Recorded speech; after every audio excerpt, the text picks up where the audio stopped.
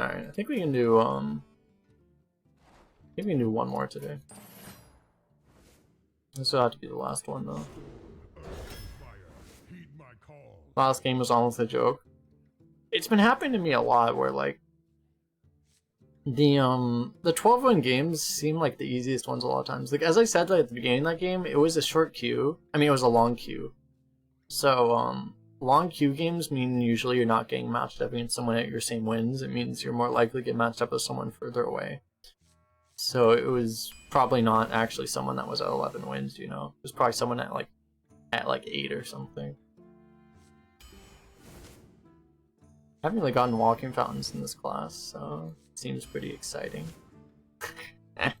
Get all the walking fountains. Okay. Alright, we have a strategy now. Okay, I think we have a strategy. Don't die, and then we win. Seems good. We have 2 Twin Tyrants really early. I kind of want the Scale Rider. Alright, screw it. I want the Scale Rider. Splitting Axe is the safer pick for sure, but... Alright, we're just gonna get all the dragons.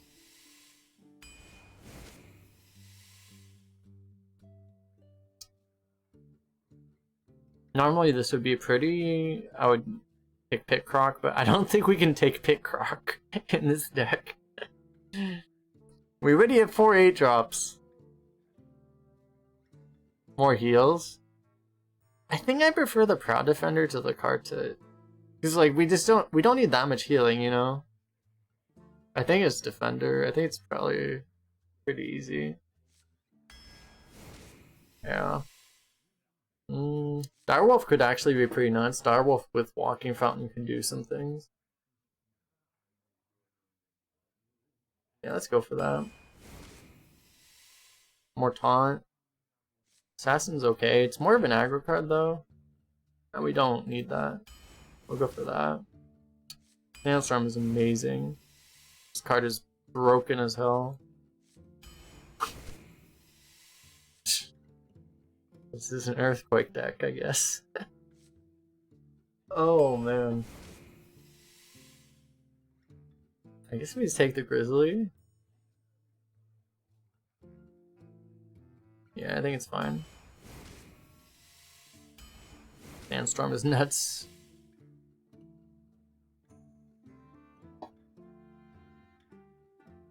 This is tough, actually. I love Colossus.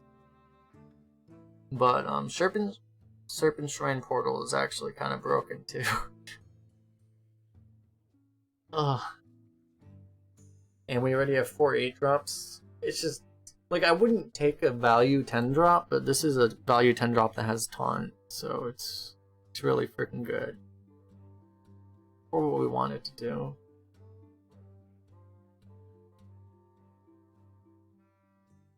The problem is like, you have too many, like, 8+ mana cards, and you just end up dying, right? You probably just have to take the portal. Yeah.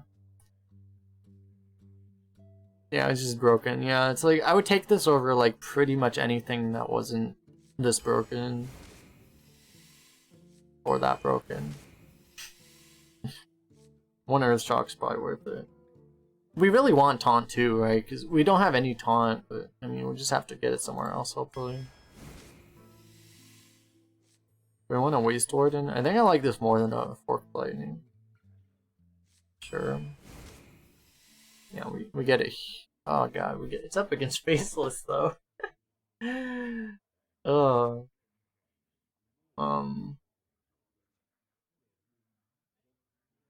This draft is actually cruel. It's legitimately cruel.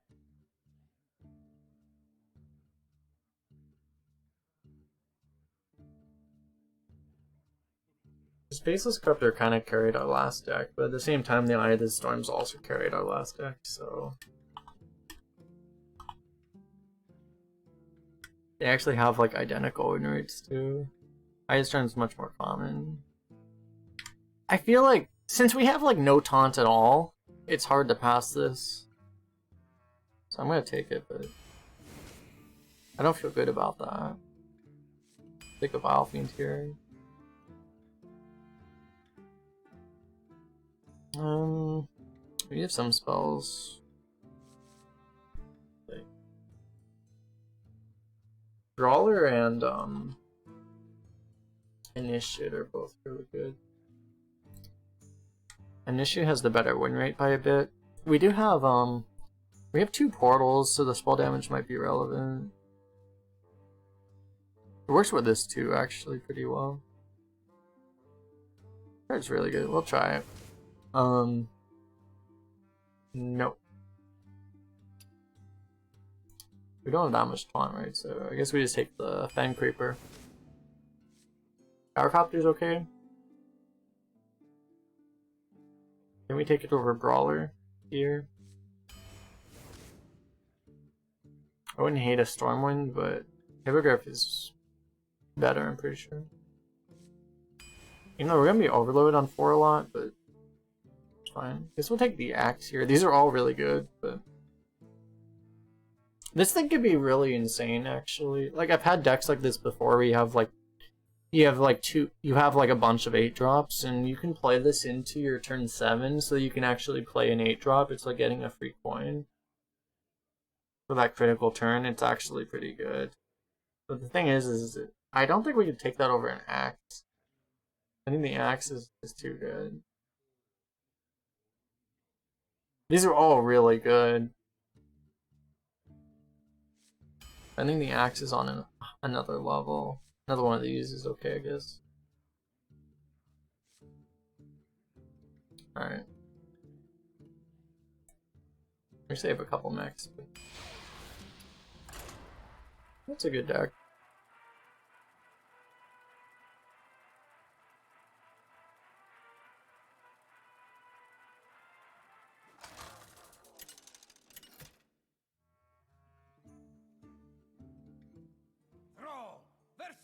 You literally said aloud Axe is too good. Yeah, it's like... It's like... I know in my heart, like, Axe is too good to not pass. Or it's too good to pass there, but I don't want... I really like this card. It pains me to skip it, and I forget what the other card was it was up against, but it was also another good card. And it's just like, it pains me, but I know it's right.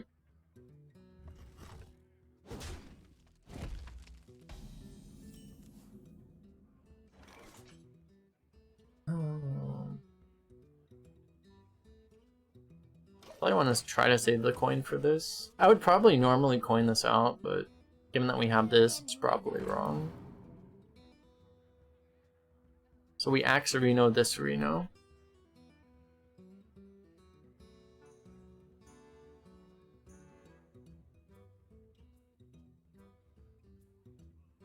We're actually pretty fortunate because we didn't get... You know, we got so much value in the first, like, 5 picks of that draft, and we actually got, like, almost no value in the rest of the draft, so we were really lucky. Because if we didn't get that value early, this would have been, like, this would have been a dog shit deck, I feel. We still have, like, these portals and the Sandstorm Elementals, but, like, it would have been one of those decks that just does really well and then runs out of steam and then dies on 10 mana, you know? But now it's, like, because we have all these 8-drops. It really works out perfectly. For the crusade!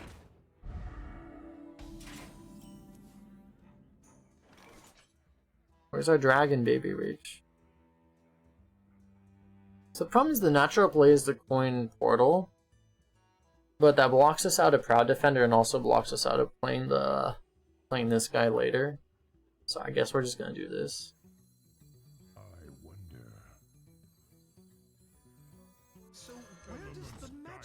We're taking a lot of face damage potentially, but I think we're okay right now.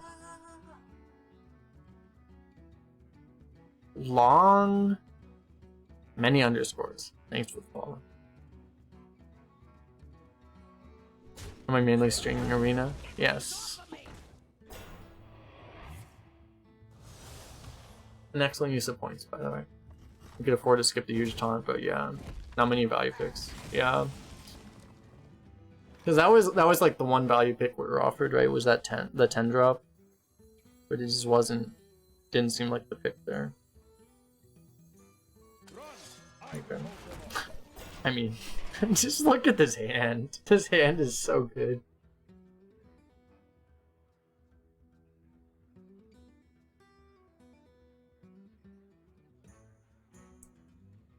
Never saw us. Yeah, we're here lurking in the shadows.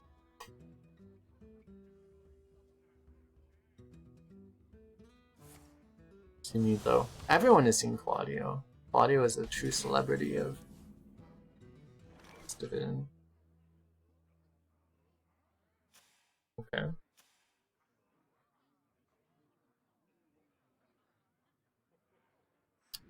I guess we just play one of these.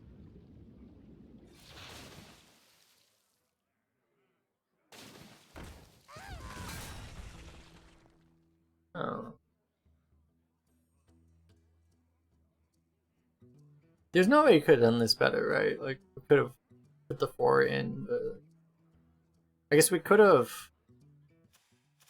We could have not used the removal, but we have nothing better to do, so we might as well use the removal. Like, we could have just attacked there. But... I think this is fine. Let's see what totem we get. If we get heal totem, we might just trade. Yeah, that's fine. But yeah, like, we didn't have to use the portal, but if we weren't playing the portal, we weren't doing anything, so I feel like this was still correct. Strike me down and prepare for fell. Yeah.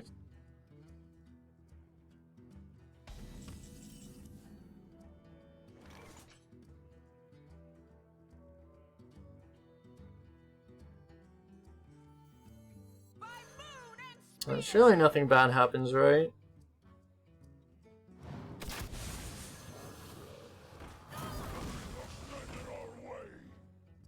Nothing bad happens.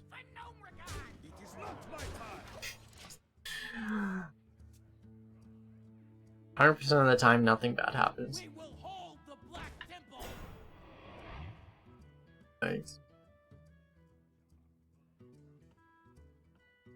On the way to another 12. This deck definitely has the potential, yeah. I've learned not to call decks in this meta, though. Like, it's just... A deck that you think goes 12 goes 5, a deck that you think goes... Like, our last deck, I would have guessed that deck went, like, 5 or 6, and it went 12, so, I mean, it's like, I don't know, man.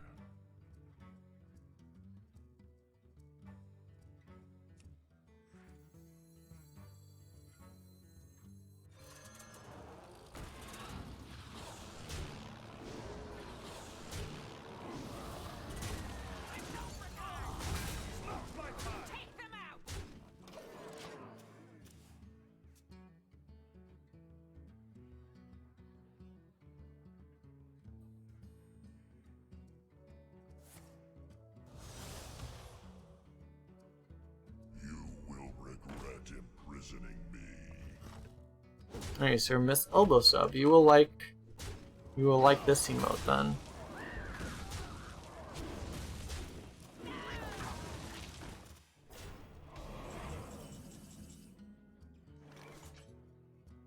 Guess we kill this.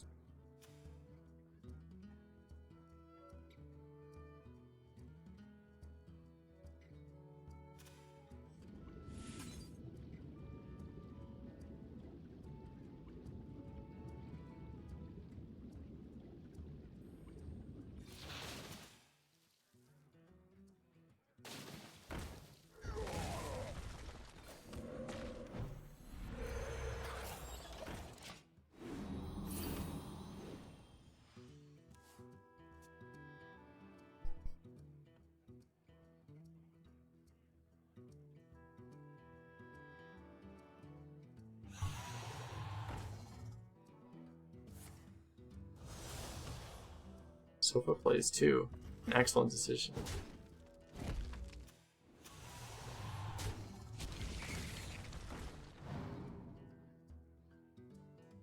Seems pretty good right now. I'm Imagine not playing around the Shattered Rumbler.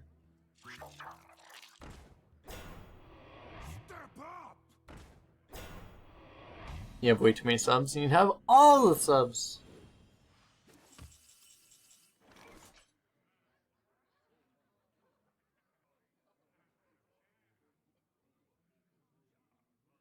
Doesn't actually matter the order we do this. But we're just gonna slam this.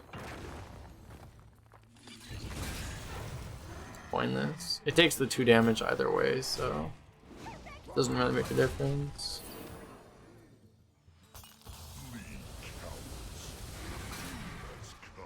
Guy just sprayed his load all over us. It's unfortunate.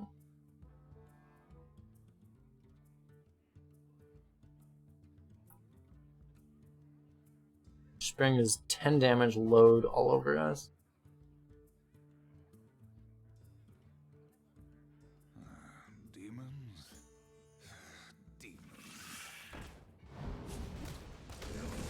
Oh my god, another one.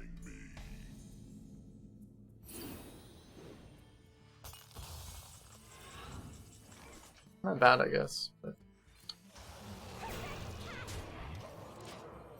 surely nothing bad happens. There's actually not that much that you could do.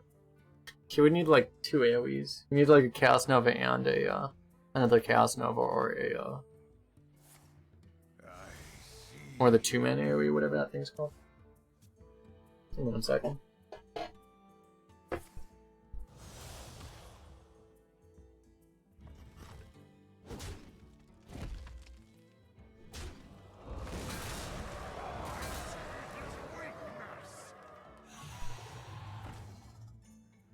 Drink with me, friend.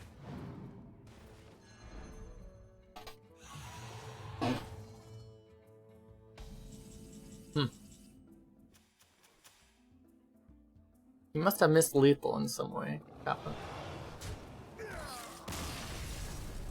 Boom. This guy had a pretty good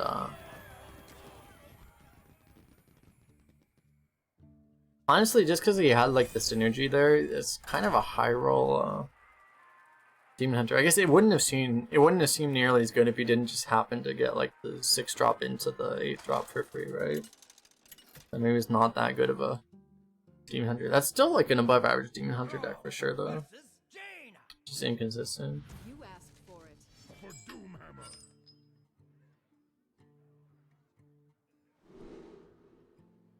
It would be a lot of decks. With the draw he had there, it would have beaten a lot of decks that aren't as OP as our deck, basically. I don't know if we need to keep this against Mage. I feel like we probably don't. Mages don't tend to flood the board that much.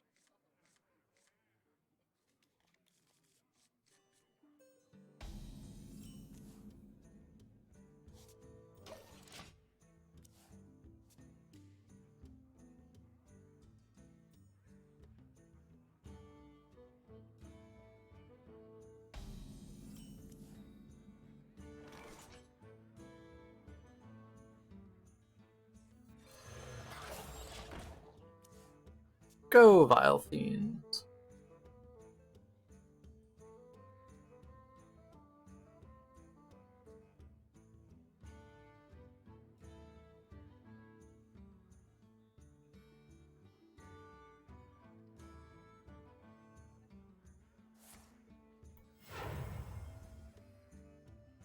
What have they done to me?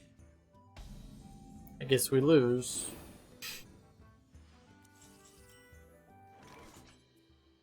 I wonder what my win rate is against this card, the Observer. I feel like it's probably like 5%. So you see that card and you're just like, well, that's game actually. It's actually just game.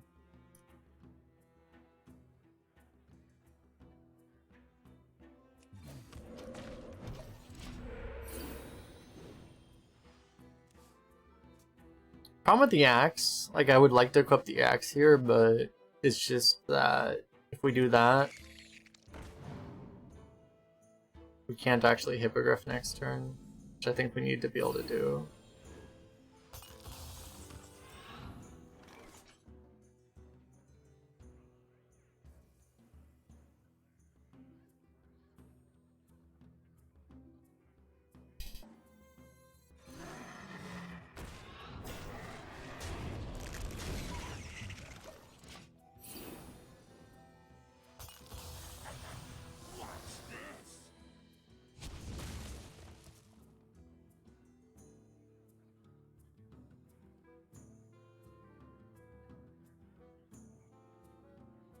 So otherwise this observer prevents us from developing like literally anything for 2 turns.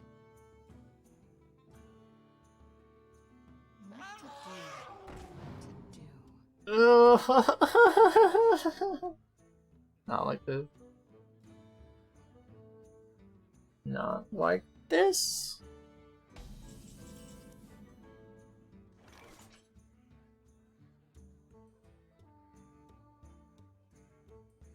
Okay, well, this is when we say surely nothing bad happens.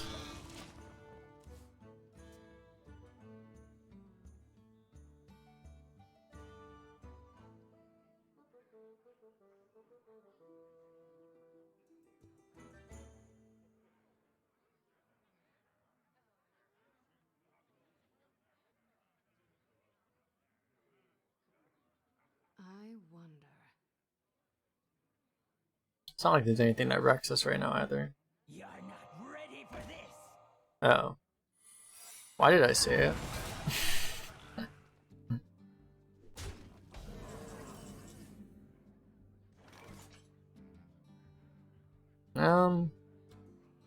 So Axe is pretty good, but we probably want to Axe this turn actually because otherwise we can't exactly we can't Axe the next couple turns either because we want to play our 8 drops. So if we're axing now, so I guess we'll do it now. Elements guide me. I guess we just trade actually. If we're trading, we can play this first.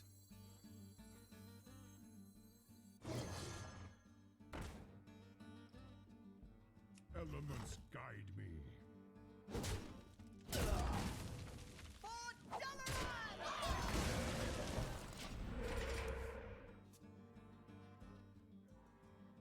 Put the wolf out there so it could make our copter better next turn. And also just plays around Mirranity. If it was Mirranity, we probably would have traded into the wolf, so. You mortals know nothing of matter. This guy's using up all his good RNG in one game. You're paying for my discretion.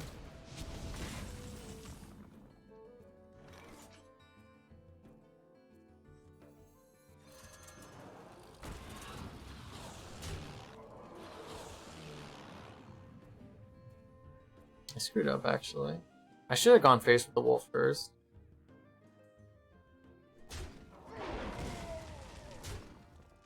Elements Okay, it doesn't matter.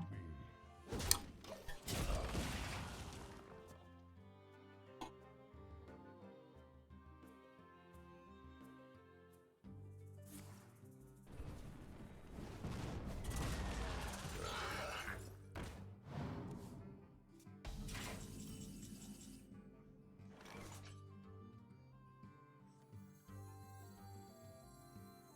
me. Since we have the wolf up, we'll do this.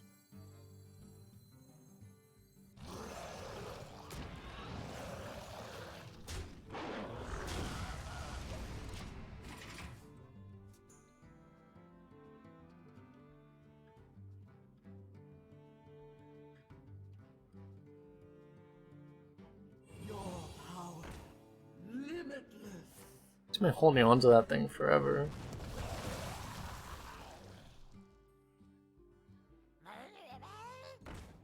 An interesting strategy.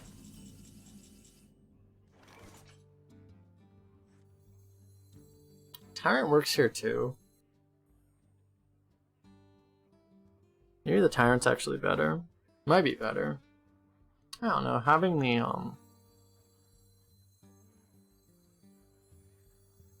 wonder. I'm just gonna go in when he doesn't int is pretty good. Yeah, I think we do this. Hold up. Elements guide me. Almost missed the health there.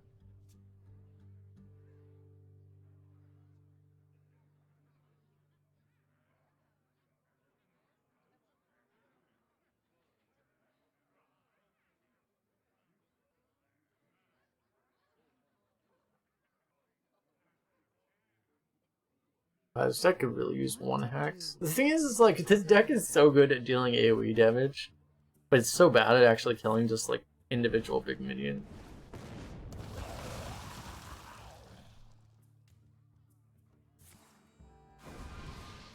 It's nice that I think this might be the end of it, but I was gonna say like it's nice that he hasn't been trying to ping down this wolf this whole time.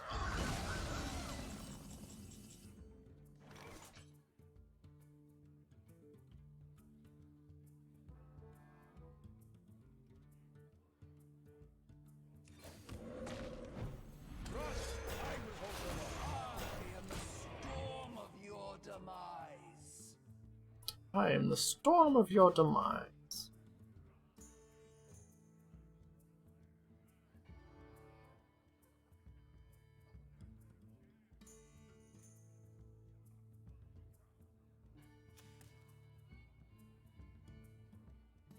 I wonder.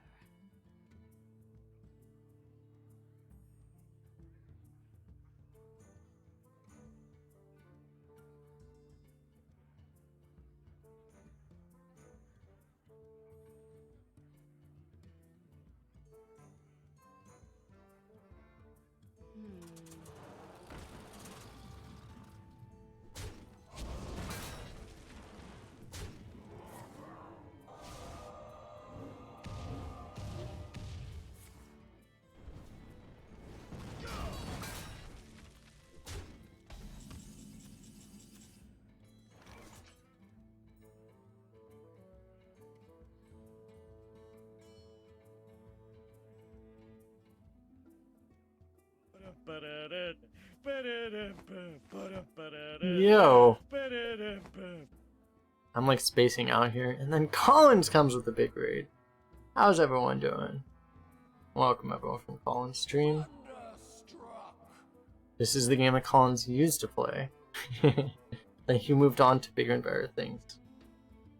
But yeah. How is everyone doing? How are the Battlegrounds games going? Welcome everyone from Collins' stream.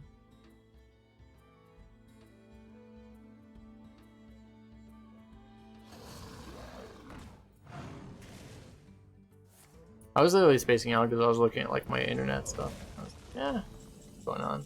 And then Collins comes in with the big boy raid. Yeah, how is everyone doing? I want to smoke him in the face, if I'm being honest. What to do? Surely nothing bad happens.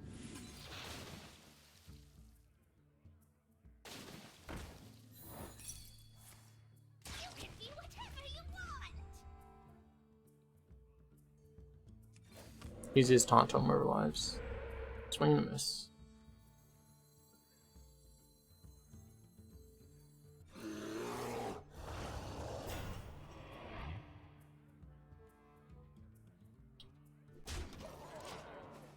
We kind of have to go face if we're gonna actually throw that into his face there.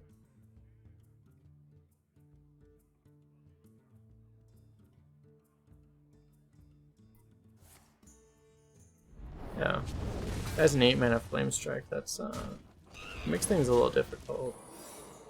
He has another Netherwind portal probably too.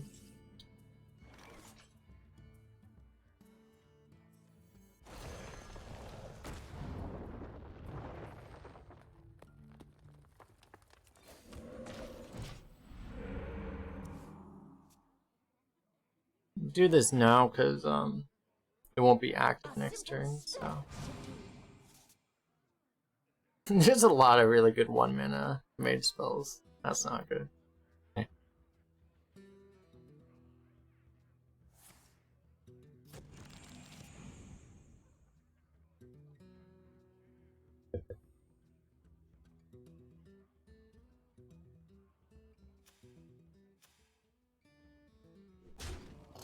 Including the whole get out random mage spell button.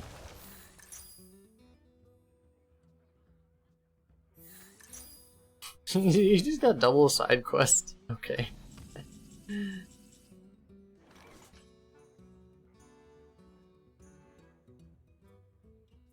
I guess we're just gonna play minions. So where does the magic come from?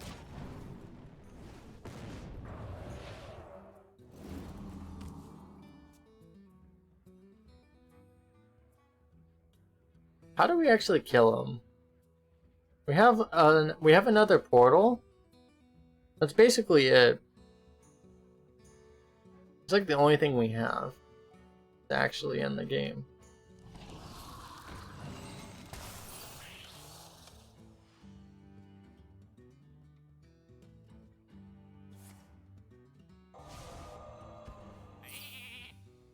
And it doesn't look like that'll be enough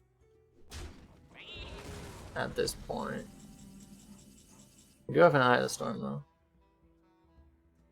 We may want to use the Earthquake first to try to clear out a secret. In case it's a counterspell. It has to be like exactly counterspell though. We'd probably do it.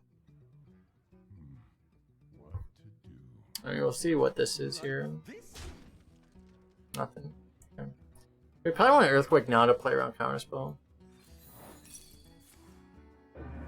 Nice.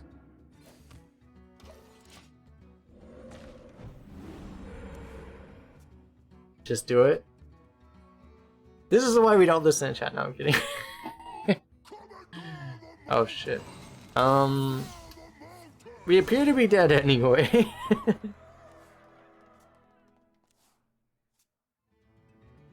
We appear to be Omega dead. Actually, maybe we wanted to get the Eye of the Storm countered.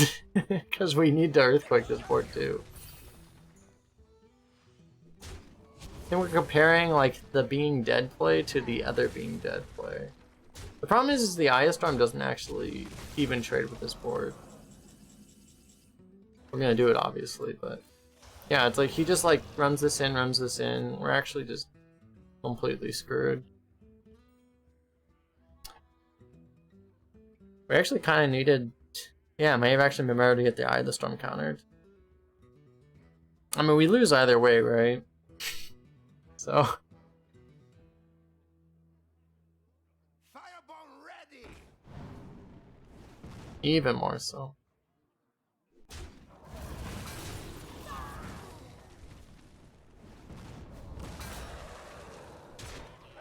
GG next. You're not wrong. We could still get spell damage Serpent Shrine Portal into Wolf Rider. So, no. That is none of those things. But yeah, we did actually have an out, theoretically. You win this one.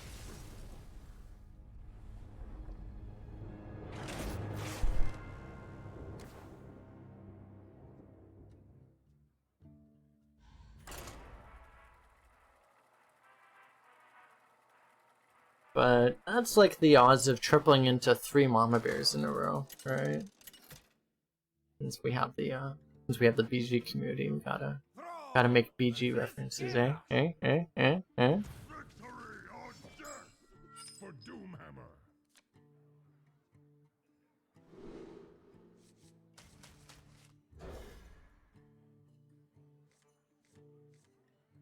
It's the odds of like having 3 doubles. It's basically the odds of having 3 doubles on your board and then immediately tripling into 3 Mama Bears after leveling on 5. That's basically what we're going for there.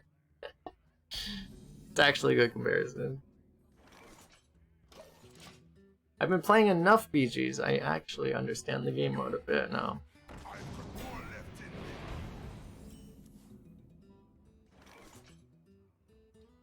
I mean, I guess we play this. Where does the magic come from? He probably uses some kind of removal on it, which will be kind of fine. Or he just lets us trade out. That works too. Okay. Yeah, we just... No, I guess. We get Earthshock, that doesn't make any sense. We probably just, I don't know which 4-drop we play.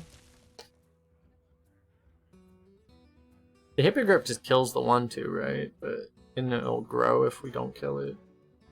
But the Proud Defender if we play the Hippogriff first, the Proud Defender probably doesn't get as much value. I guess we probably just play the Defender. Probably ends up being about the same, but this might be better. This blocks like he has like a 5/4 or something like that. It would block it better. You always get Earthshock that way.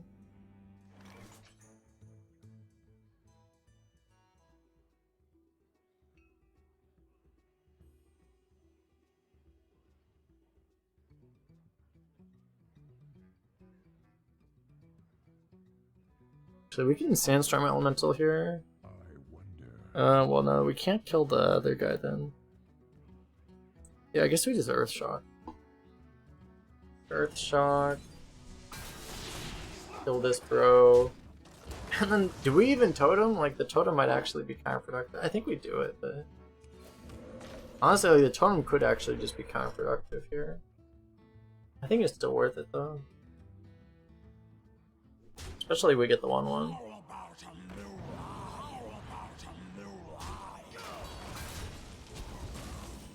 Guess we would have gotten wrecked either way there. Well, this card's really broken, so... play the broken card. An excellent strategy.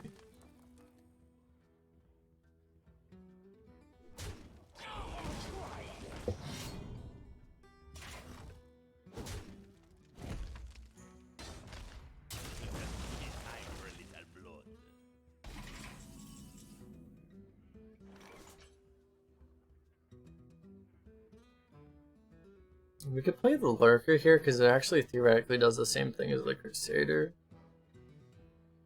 Yep. Sure. And surely nothing bad happens. Certainly nothing bad happens. That's already kind of bad. Already countered, kind of. Yeah, it's not that bad.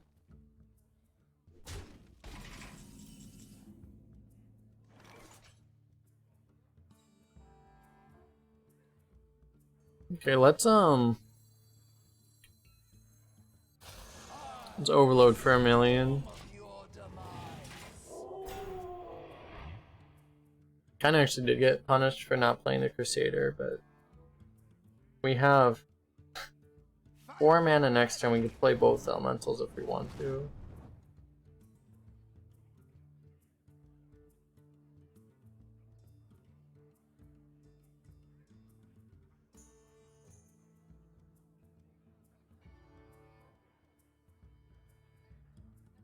He's not killing the 5/4 right now. So we're probably just playing the Hippogriff, but we don't actually have anything to trade into with it. I guess we just play as it's fine. I guess it's fine.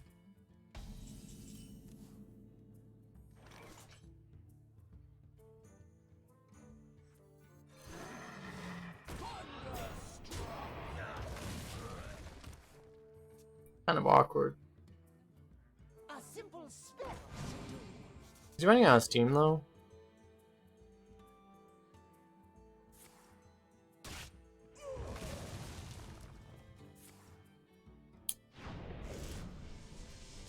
He's out of his team, but he's like his remaining steam is so good against us right now. Taunt Lackey? No, that's not Lackey. What is that thing? Huh. I don't know. Guess we play that? I don't know. We should, I guess we want to get the Scale Rider value while we can. It's fine. Play these first. Next turn, like, he might want to, Brewmaster. That's a pretty greedy Brewmaster, but yeah, like, it might be... I can't think of anything better, yeah, it probably is a Brewmaster, actually. Anything that would make more sense. Yeah, you were right.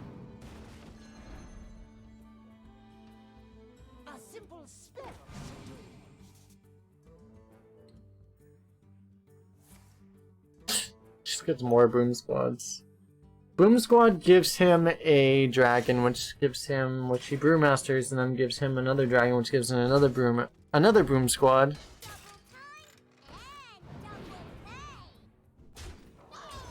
An excellent strategy. Okay, like none of these have tribes, right? He has the dragon, but like, yeah, it's only one. I guess we just do this. Nice. Astonishing. Oh yeah, that's astonishing. Astonishing. Not the Spellkin into not the Boom Squad into Spellkin into Boom Squad into Brewmaster into another dragon. That's the astonishing thing. Okay, we had one card. That's the astonishing thing, though.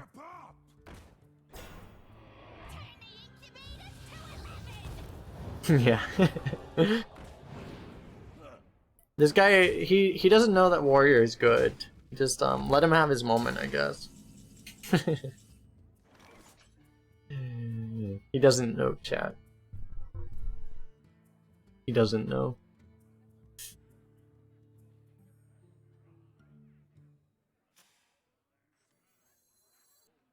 Oh, we're just gonna... I don't think it matters how we do this. Oh, yeah, it kind of does, actually, because we can... yeah, we do this first.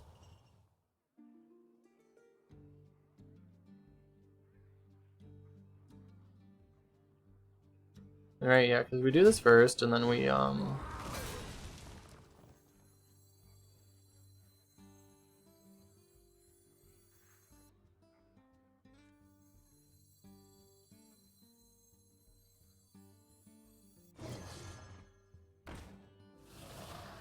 so I think we're gonna do all of this.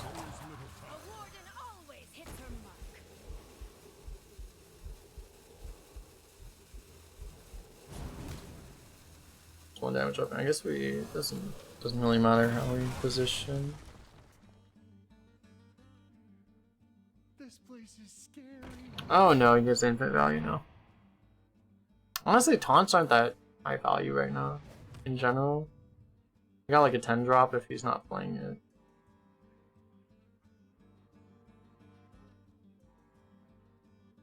Come back. We have an emote for that. This week, he probably actually got a 10 drop off of this, which is kind of annoying.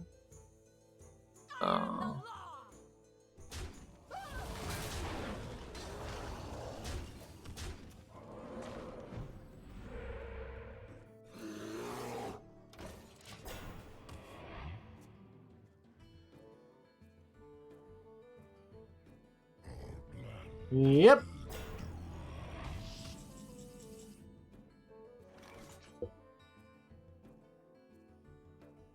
We get through pretty efficiently though.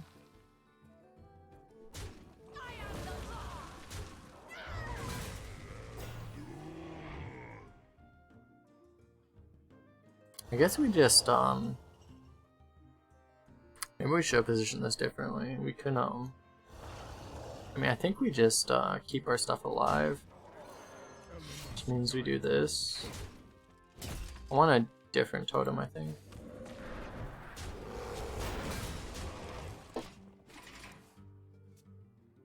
I mean, we never get Mortal Strike, right?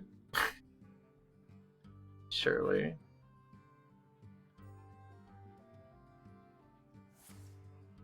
Don't you dare.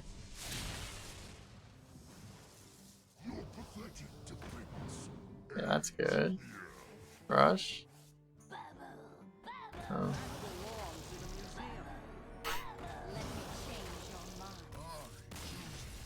An excellent choosing of death.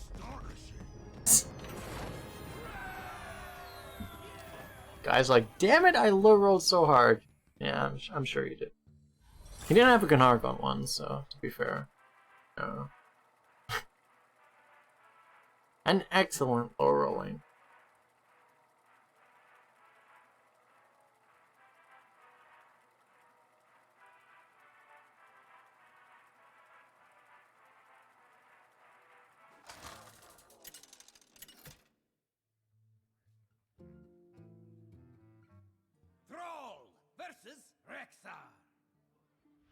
Let the hunt begin for Doomhammer.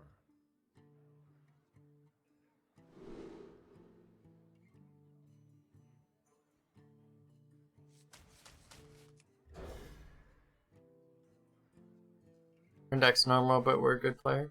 We try. We try. I think this is a pretty good deck. It's not crazy, but it's above average, I think. Step up!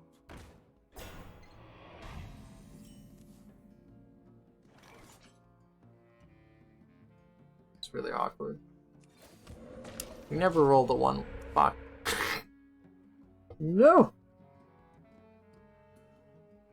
So where does the magic come from?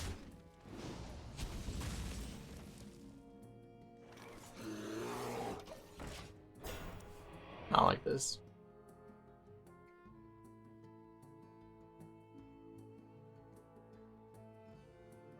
I have trained for days. Yeah, it's just he just missed 2 damage for no reason.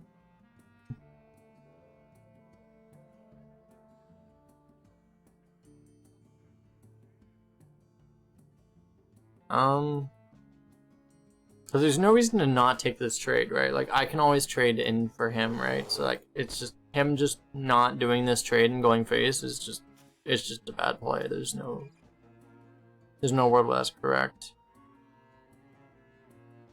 Since he doesn't do that, I guess we, I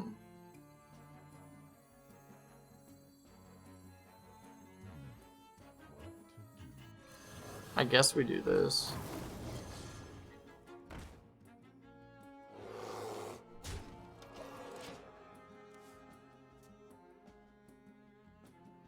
We might take 6, but it's fine.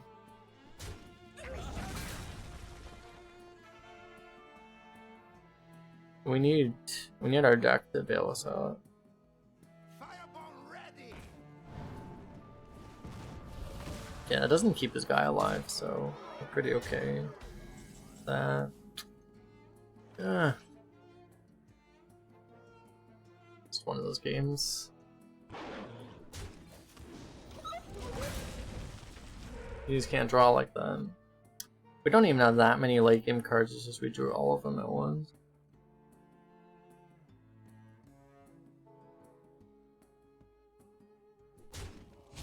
We need spell. Yeah, like the best draw for us was definitely going to be the portal. If we draw the portal there, we probably win the game. As is, we're definitely playing from behind. Oh, another 8-drop, perfect. An excellent draw. He's actually not taking advantage very well, so we might actually live anyway. Because we do have the walking fountains. If we were another class, we would be dead already, but since we have walking fountains, we might actually survive.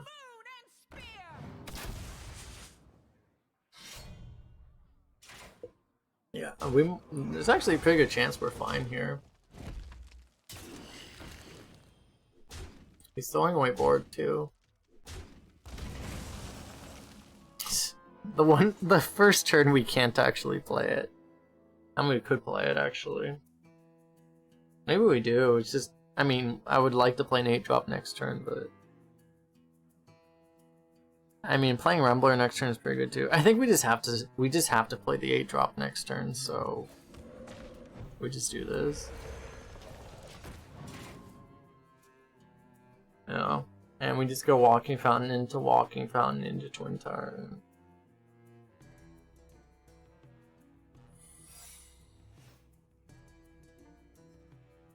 That's a freezing trap. I don't think you can kill the 5/6.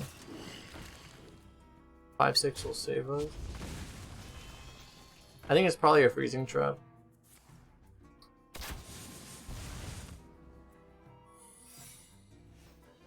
One of those is a freezing trap.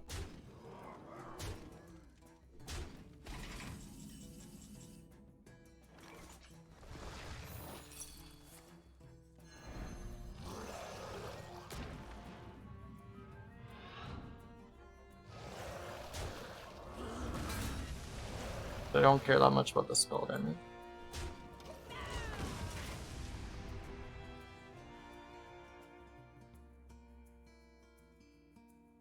So we'll see. Next turn we might just Walking Fountain again. Unless we get a really good Twin Tyrant. It's a pretty good Twin Tyrant. We're healthy enough, I guess we just Twin Tyrant.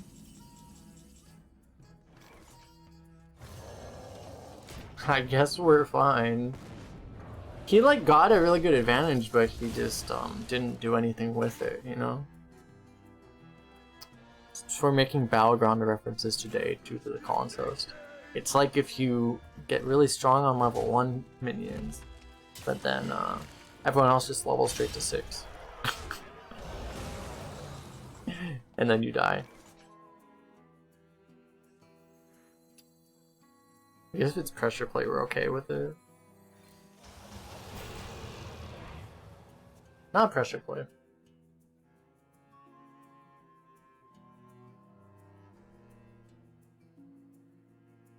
We will hold the Black Temple.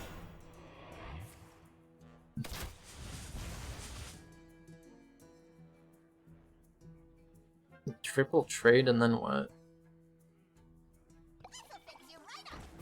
Oh damn. It's actually really good. I guess we just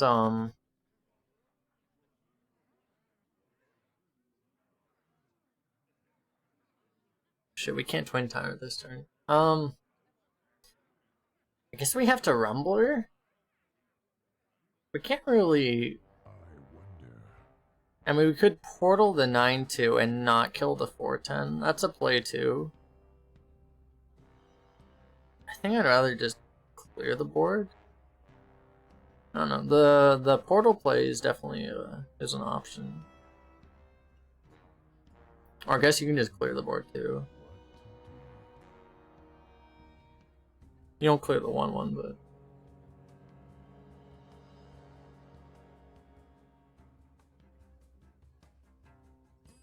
Oh yeah, I guess you just do the Portal. I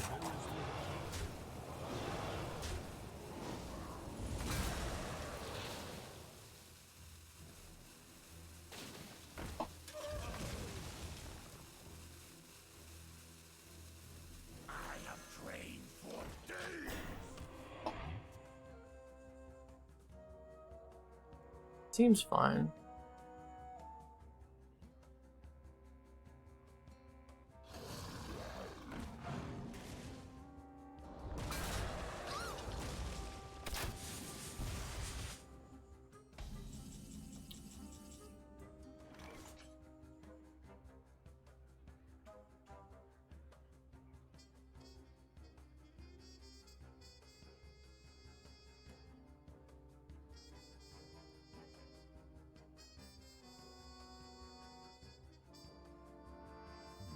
First phase. Yeah, it's like I don't know if I want to trigger the secret at all. Like this, we're under no pressure too, right? I think we might just not trigger it at all.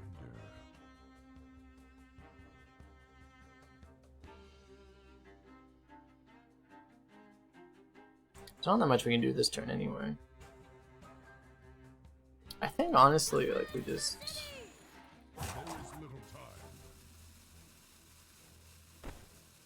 Yeah, I think it's okay. I think we're safe enough at our health total that it's okay too.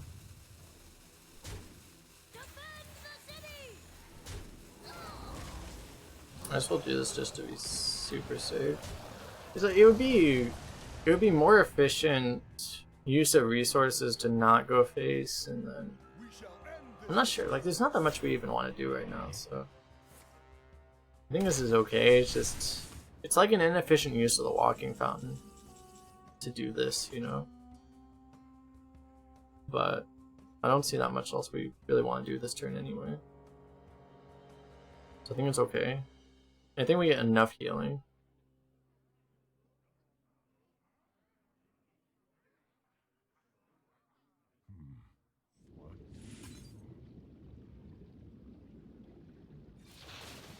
It's just that if he's able to stall out the game somehow, we could actually lose because we're not getting more healing out of this thing. You know, that's basically the risk we're taking by doing this play. But like, he has to stall a lot, and he needs to kind of outvalue this hand too, which is difficult.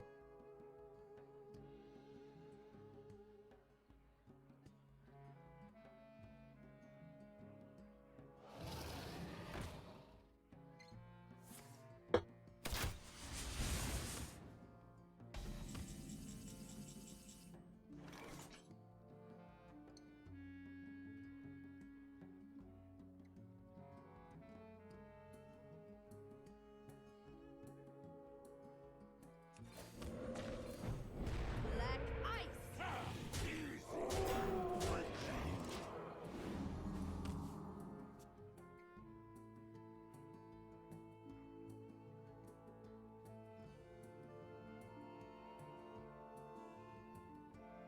Face me, you over. Oh my god.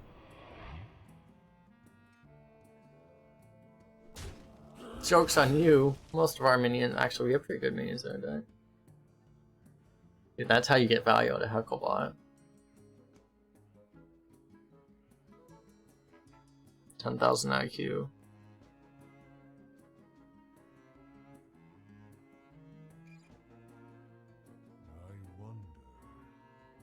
By moon and spear. Just remove the heal totem. Okay.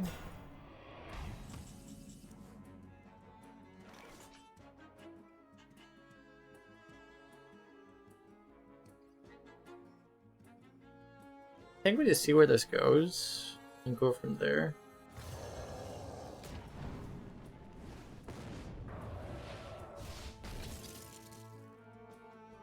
Okay.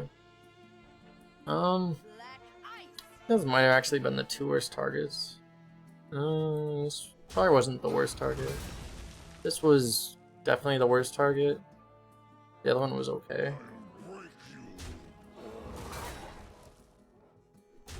I want to kill this.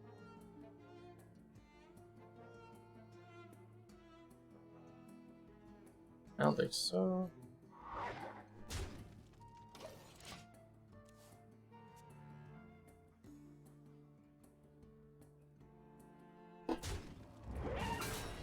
I don't think he can. Like, if he can actually get through our taunts here, we have a really big problem.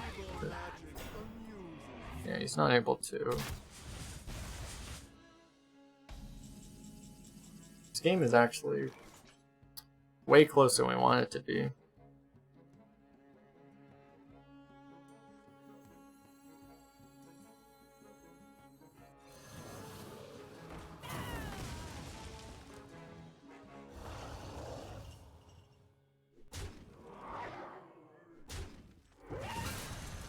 So where does the magic?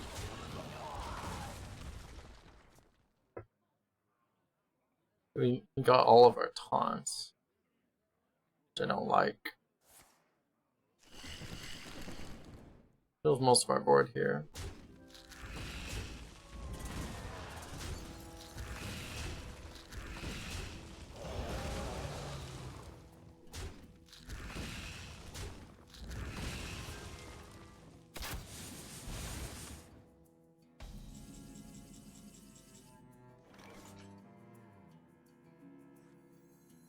It's not just the city of pain.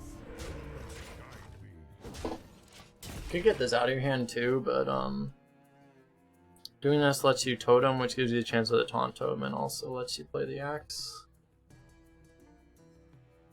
Play the 7, you have to choose one or the other. Nothing but a bunch of big bears!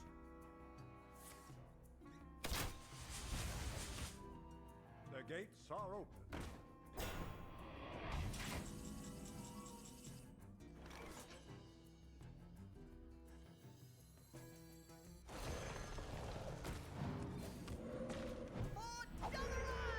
Never taunt totem. I just want to go face, honestly. This?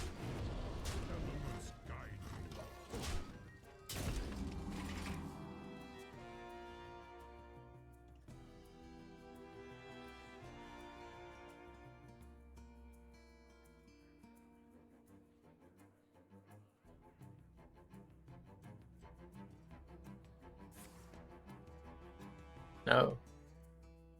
Let me tell you. That's not a beast. Well fought, I can see.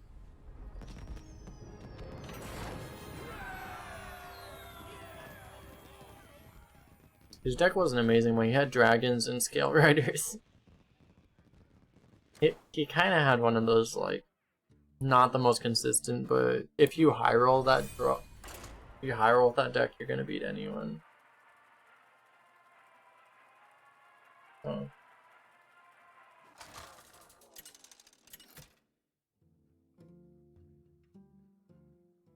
Thrall versus Gul'dan. Your soul shall be mine for Doomhammer.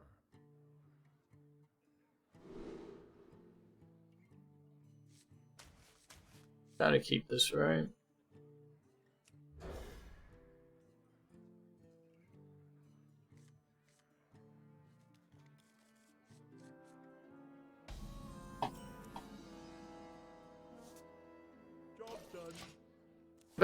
The best play. Portal into another portal. An excellent curve. Hey, Coin Vial Fiend, our favorite opening for our opponents to have. Papa.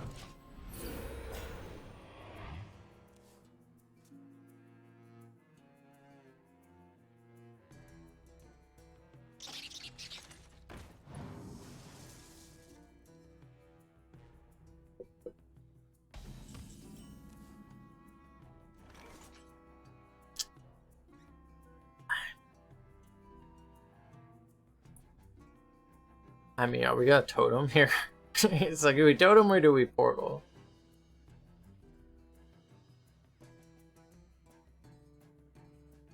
I wonder. I think we just have to do this.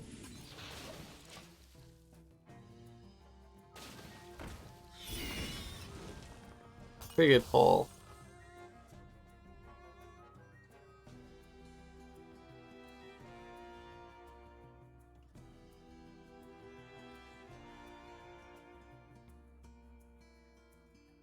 So the problem is we're probably not getting the Rumbler. It's like if we go portal into portal, we're going to be overloaded, so we can't play Rumbler on 5. I mean, we can't actually get the Valkyrie off. But it's just, we don't have any choice, really. The sky is ours.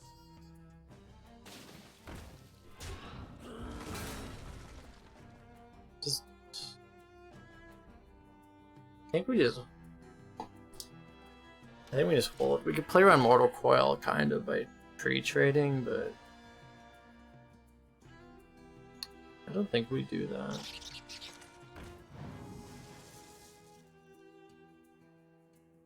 He fishes for the damage lackey.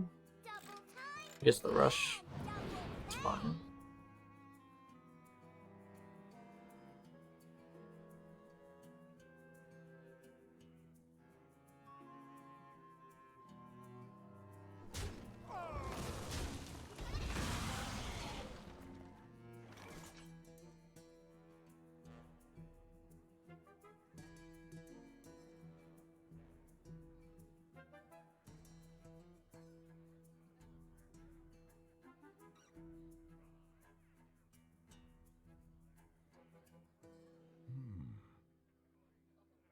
Run! I will hold them off. Yeah, I guess we just play this. If we play the Squall Hunter, our only next play would be the Defender. Where this gives us the option for the Gyrocopter. Or the Rumbler. Double time and double pay. Okay.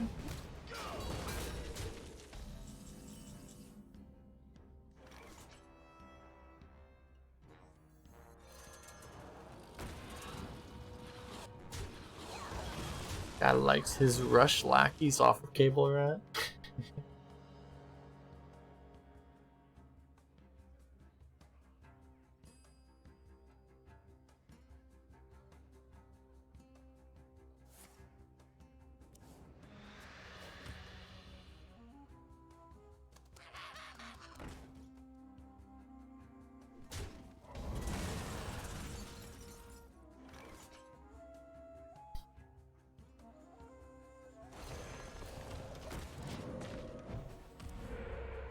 We can't overload, but we can't play Squall Hunter because we want to be able to play Twin Tyrant next turn.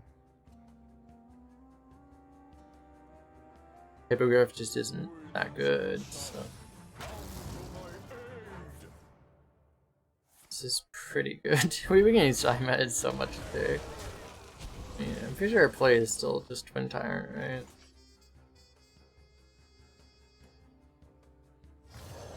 This is still active. We have this other dragon too.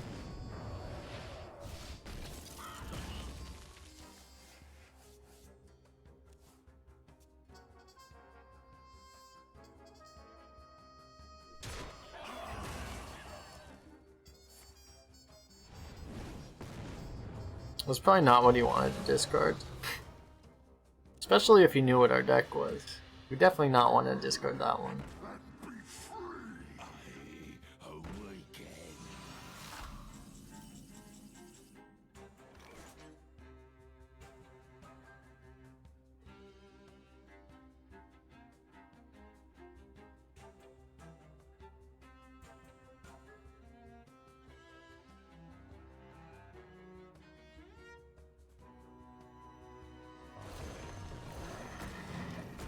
Guess we just tempo out here.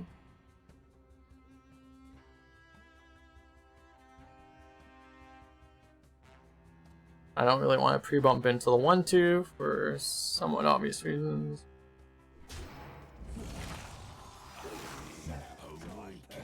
Wow. Okay.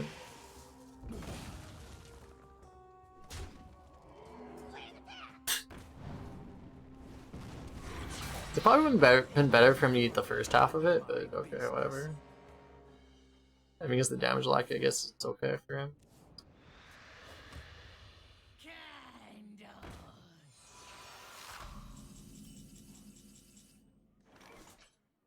Not that good.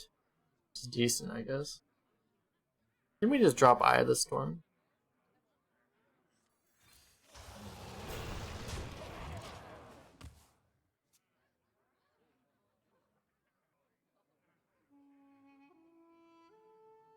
Go face, yeah. It's like the only reason we wouldn't do this would be like Shadow Flame, but it doesn't have a Shadow Flame target on board, so.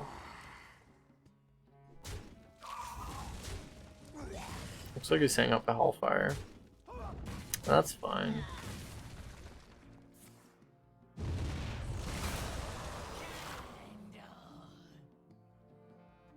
What a day!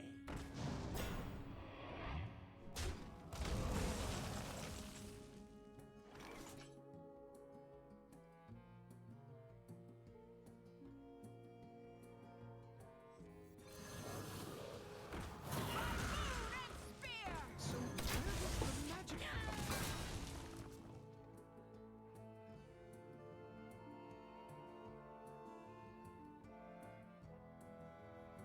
Most Warlocks don't have a crazy amount of value, so if he's not able to life tap, he should just get outvalued.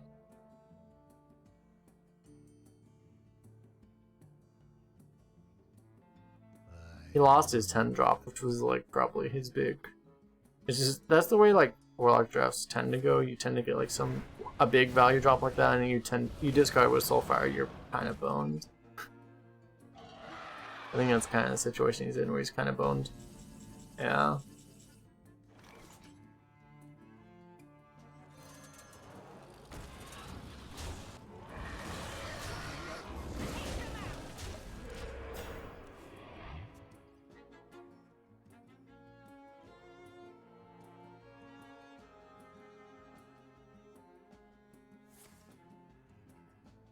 That was the best draw in the game, basically.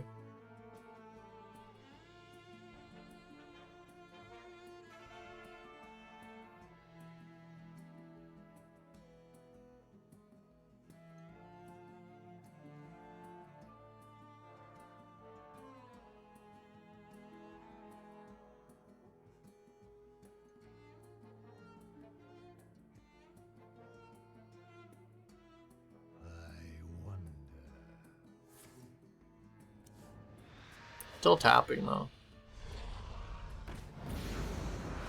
Helping us get there. I like it. I like it.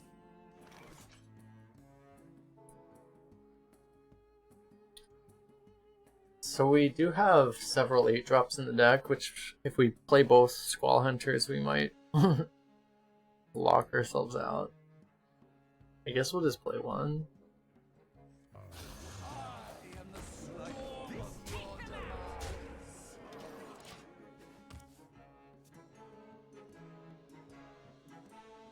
It might be better to just play both 8s, honestly. It's possible. This guy really just got double Dread Infernal? Okay.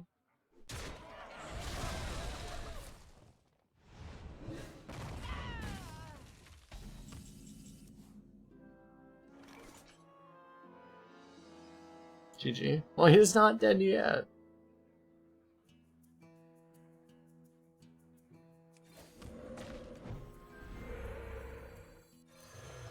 Only this would go face. Why you no go face?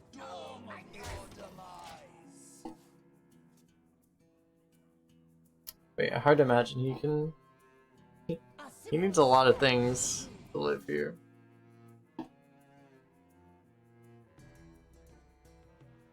Come on. The lethal button is right here, man. You gotta take the lethal button. Lethal is right here. Okay, I respect that. Now, lethal is right here. Come on, bro. Good. Alright. Thanks, Denwell. He's a new addition, so. Beard is a new addition.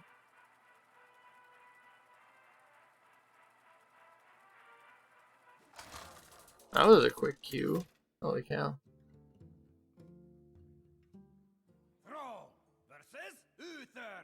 This guy's name is Monka TOS as hell.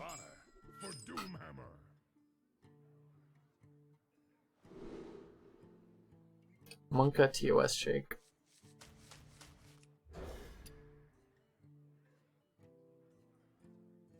I'll be right back one second.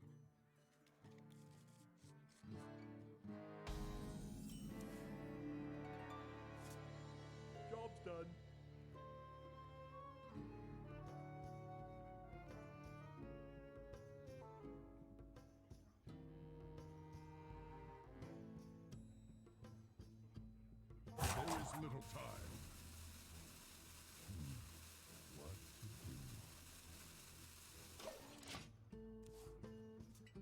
Are we stalling the game? Oh no. Oh no. See you next time. Good luck, have fun. Yeah, thanks for hanging out, man.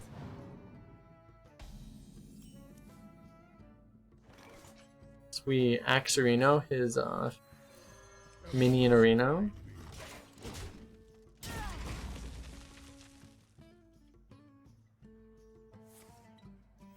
Reporting for duty.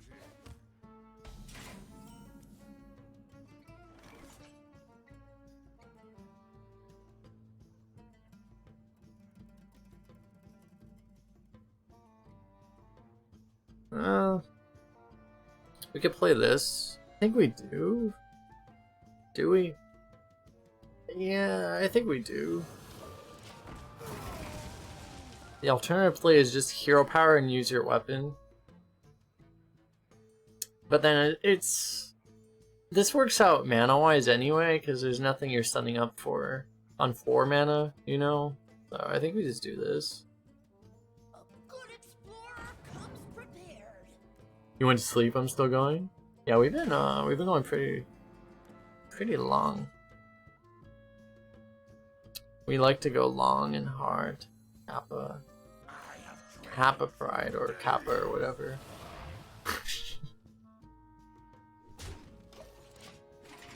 Yeah, we had like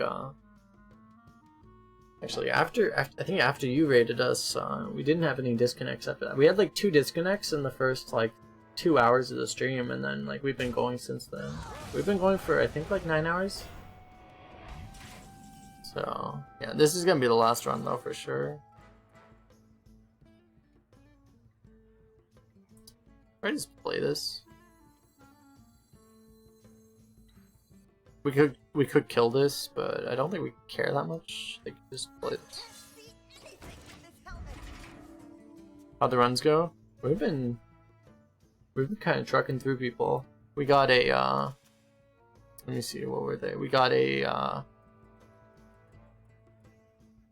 started with an 11, got an 8, 11 win paladin, 8 win shaman, 12 win hunter, and now this run. So pretty good day. Definitely a pretty good day.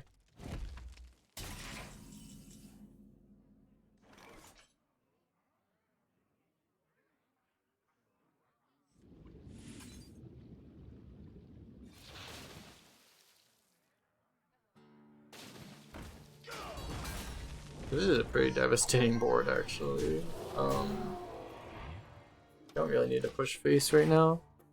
We overload for 1 billion, but we still have enough damage to play the Scale Rider, so we just go Scale Rider into Twin Tyrant, and like, he's gonna be dead, right? What's my average? My average on... It depends on when they actually cut off the seasons, but like, I have at least a 7 on both NA and EU right now. We've been doing pretty well in EU, so I need to recalculate it. I don't know what it is right now. We might be close to like a 7.5 on EU now. But we're like, we have a 7.2 on NA, and yeah, it's probably roughly a 7.5 on EU. I don't know, I have to look though.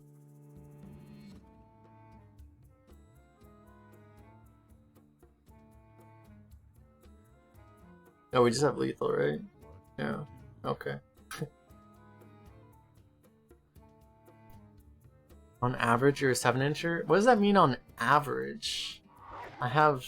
This leads to more questions than anything. How are you doing, Kyle, buddy? I should probably show the lethal before I do all of this, but helps me know that I'm not screwing up again.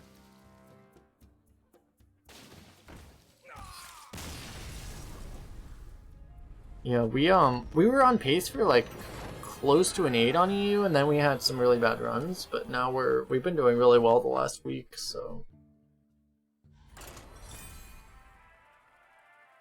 Let me look actually. So like why is Hearthstone Deck Tracker freaking out? Okay, it's up now. Our total average is... We actually average a 7 over the whole season. We take out the last 10 runs.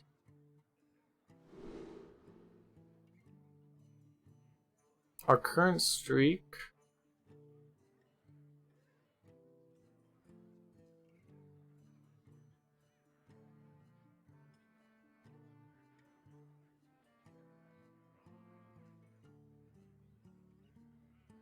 Hold up. So, I guess this is not terrible. I think we just toss it though.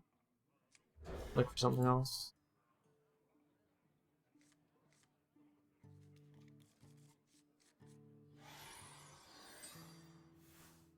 Our current streak, we had a 7.1 over 29.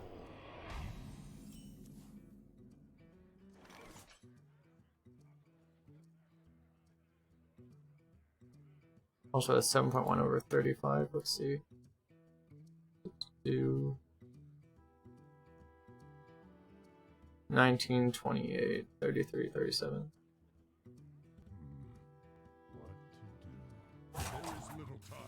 Wait, subtract 37 from 250.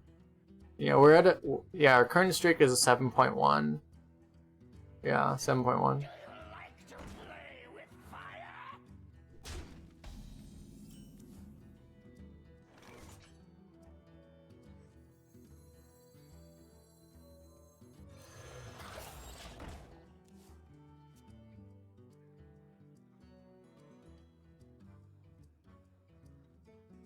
But that's 7.1 including this 5 that we haven't finished yet. So like every if you ignore this 5, we'd actually be higher.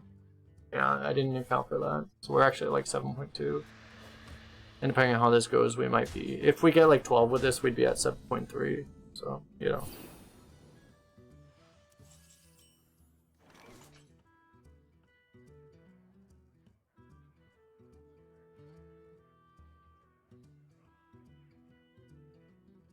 Coin Squall Hunter is kind of a pega because it leaves us no mana to do anything next turn. We could coin Proud Defender. It's actually pretty good. The other play is just a portal to 3/2, which is okay also.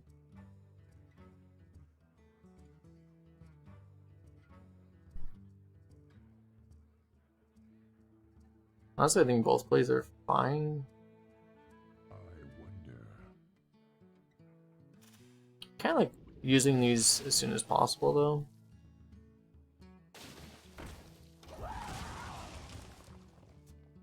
They're about the same.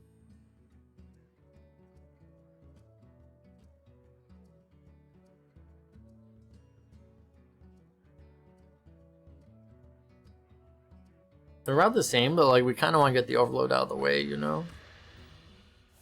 The only thing is we might also get less value out of the Proud Defender if we don't use it ASAP. But...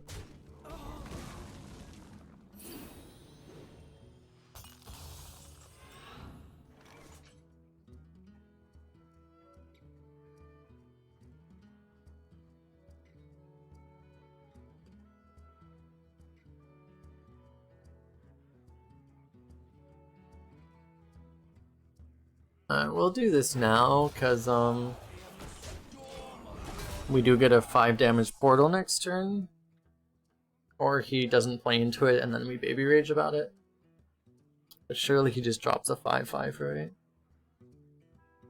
That's a like it's not a Bane of Doom. I was gonna say that was a Bane of Doom.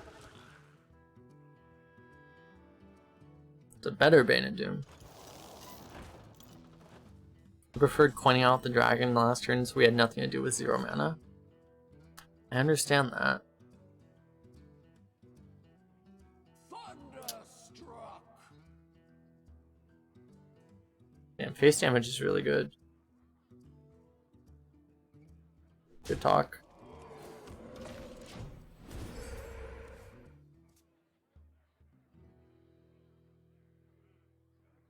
Having nothing to do with this turn we had nothing to do with 3 mana, so that's like next level, right?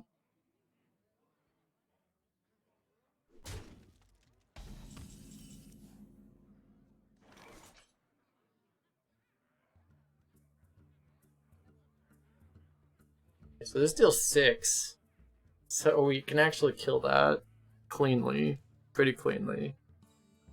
I guess we do that.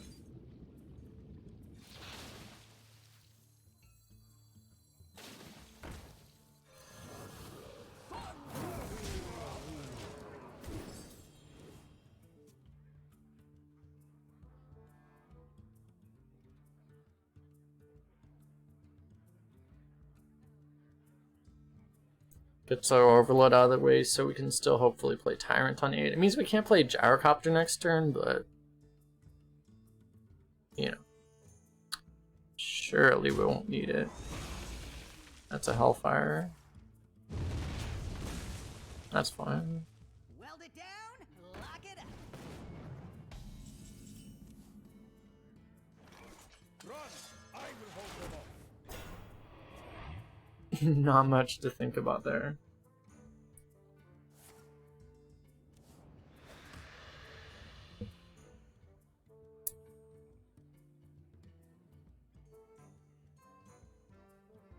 He needs to. He doesn't play around Twin Tyrant at all. He's pretty dead. You tried one game of TFT. Oh, you didn't like that you had to think.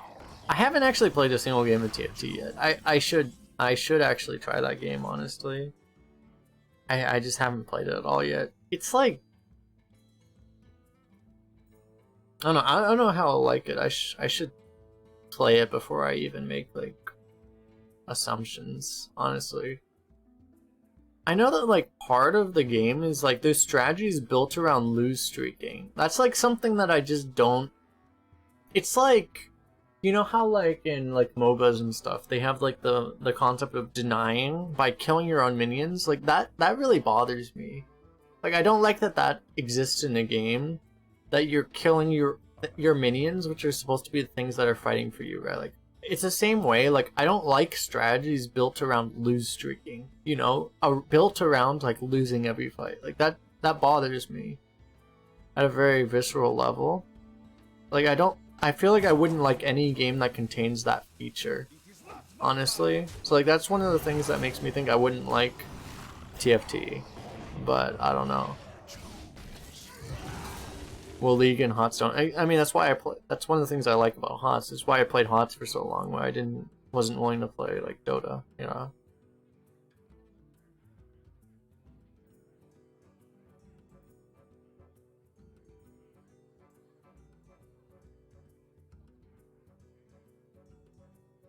I wonder. Okay. What a day! Okay.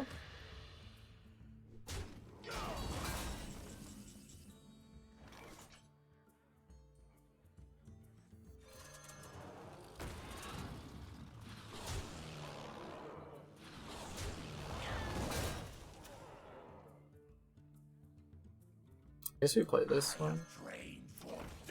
It's obviously placing the Hellfire a lot harder.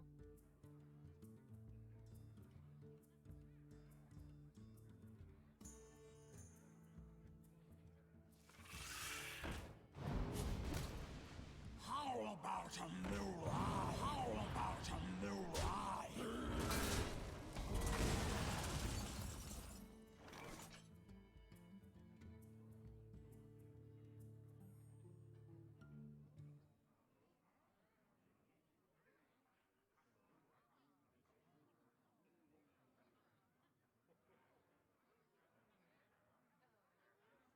I wonder. You never played TFT, but you like the concept of lose streaks and odd chess. I never played odd chess either, so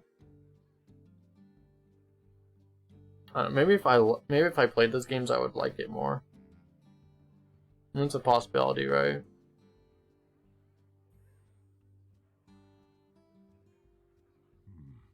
What to do? But like at a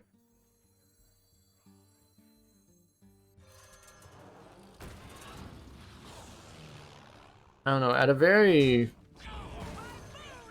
Papega level, like I don't like game mechanics that reward you for doing like things that are like counterproductive, like mechanics that reward you for losing, mechanics that reward you for killing your own minions, you know, things like that. Like I just don't like that. It seems like such a forced and arbitrary way of introducing complexity to a game, you know? It's something that I like about Hearthstone, that they don't do that kind of crap, you know? There's very few situations in Hearthstone where it's correct to kill your own minion, right?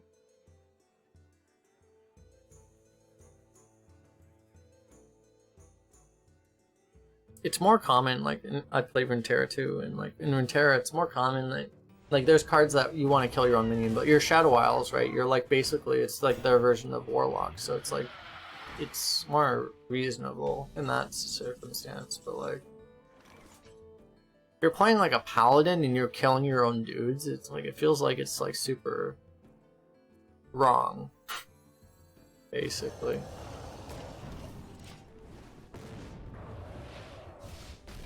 For Molten Giants, you want to hurt yourself? Yeah, it's like, and it's like, if you, like for Warlock, it kind of makes sense. Like if you build mechanics around Warlock wanting to kill their own minions, that's fair, right? But I mean, I already made my point, right? If you're Paladin, you're killing your own guys. Like, if it's just every class has mechanics built around killing their own guys, it's like, what the hell are you doing?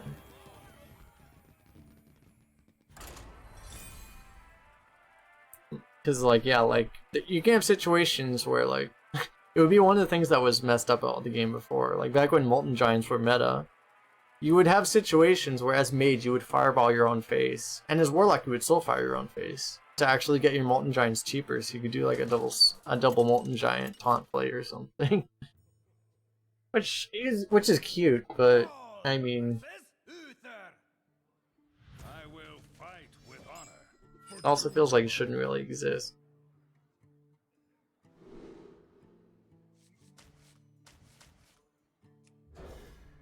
Look for portals.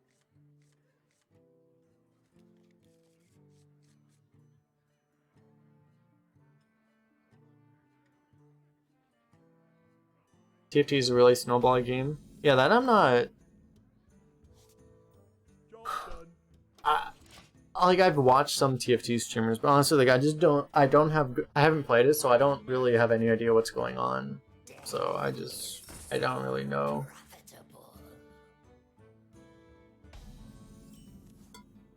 Seems like it's just not.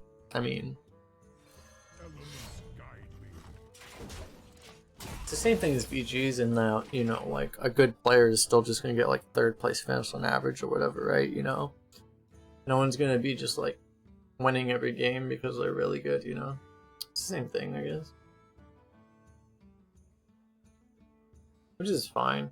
I haven't really been a big fan of like the whole, like, you know, like battle royales have been a thing, and it's like I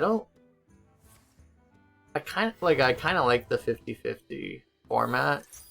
I can understand the flaws of it, why some people wouldn't like it, but at the same time, like I kind of like, you know, having things be on that kind of basis rather than, you know, put 100 people in a game and you do like the battle royale format and you're like, you know, 100 people in the game and you only win like if you're really good, you win like 1 out of 10, 1 out of 20 games, but you usually just lose, and it's like, I don't know. I'd rather have yourself be more rewarded through wins rather than just that, but I don't know.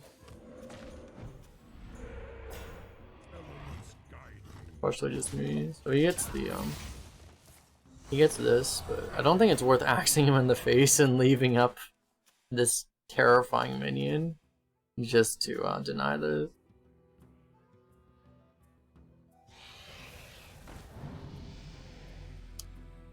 Wait to portal that.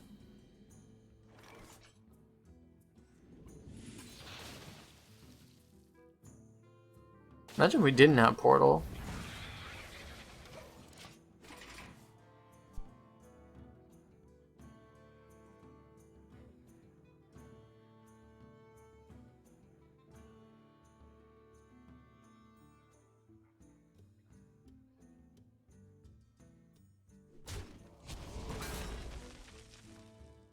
I do need to try TFT at some point though. For sure. So I can make more informed statements about the game if nothing else. Because I mean, I know a lot of people, there's a lot of people that told me I would really like it based off how I think and stuff. So I should definitely give it a chance. It's just the problem was TFT came out like right when I was starting my job, so it wasn't a time where that I wanted to be like starting a new game, you know, because I had other things to worry about. Basically, I had other things to be thinking about. I was starting a job where I don't want to say unqualified, but like it was very new, you know. It was an obscene amount of new information that I needed to learn as quickly as possible, basically. So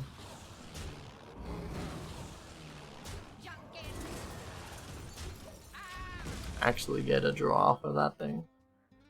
It's kind of amazing.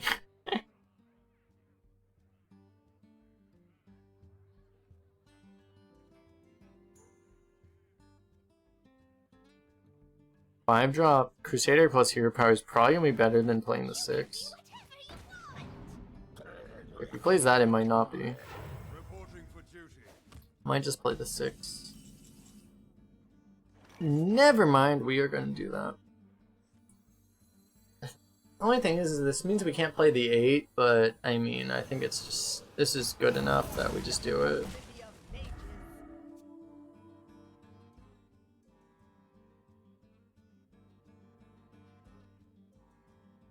I think the last time you're excited and throw up a new game, like an auto chess, was when you played WoW 16 years ago. Yeah, I never got like super onto the hype of it because I know like it was like what auto chess was like. It was just a mod in like Dota, right? It was a mod in the Dota client or whatever, and then they decided they were gonna launch the new game. what was the timeline, right? It was like, it was a Dota mod, and then Dota 2 released auto chess, but they didn't really take advantage of it, and then Riot made TFT, which was just a million times better. That was basically what happened, right?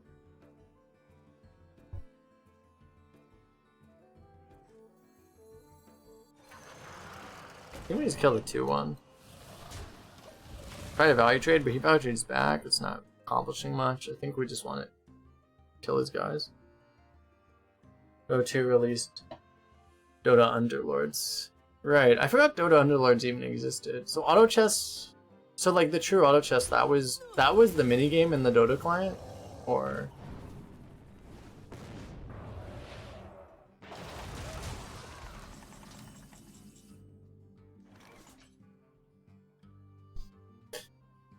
I guess we play this. Maybe we play the walking fountain actually. If we play the walking fountain, we just kill this and probably leave this guy alone. I like that more.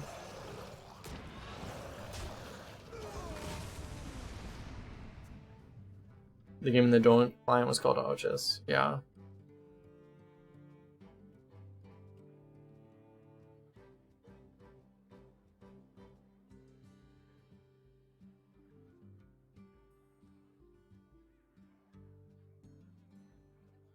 I don't know. Like, I do play some BGs now.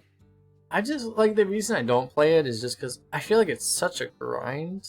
Which, I mean, it's not like Arena isn't, or whatever, right? You have to play so much Arena for it to, like, matter, but, like... Which is, like, only a semi-valid criticism, honestly, but, like... I think I would be playing BGs if I was playing Hearthstone 50 hours a week. That would probably be what I would be doing with it. But at the same time, it's like, as someone that's not able to play 50 hours a week, like, I feel like it's just not that valuable of a game to be playing, honestly.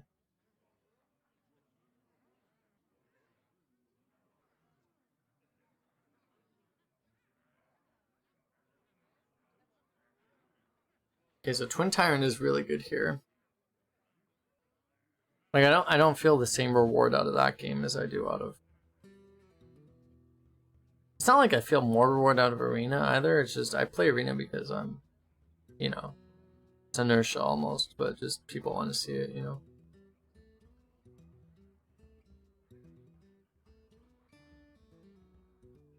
I think we just play the Eye of the Storm.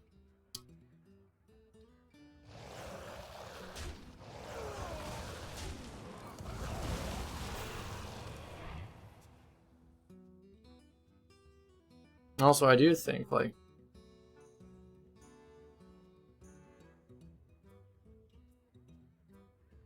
one thing I would like the one thing I would say is, like, I think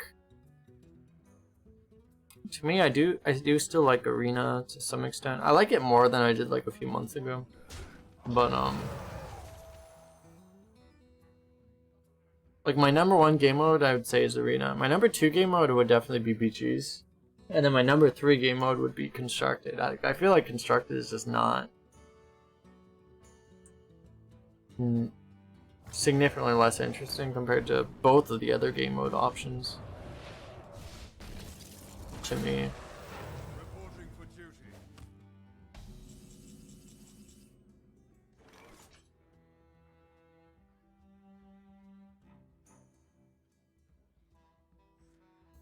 So where does the magic come?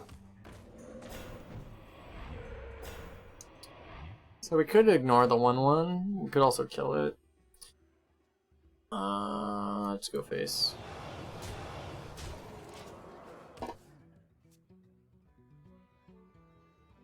Smelly likes playing BGs more than me and loves arguments because it's less time consuming.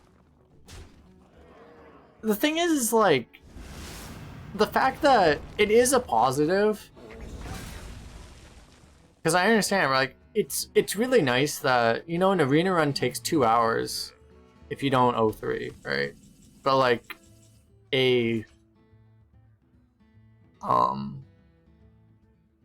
but a BG game only takes like half an hour or whatever. And like that's a real thing, right? Like sometimes like I'll say like, okay, like I'm trying to stream in the mornings before work and stuff, and it's like, well, it's 8 a.m. I have to work at 9 a.m. so I can't do an arena run. So I'll just do 2 BG runs, right? Like that's nice, right? Like that's a real advantage of that game mode. But at the same time, like actually doing progression in BGs, I feel like takes an unbelievable amount of time.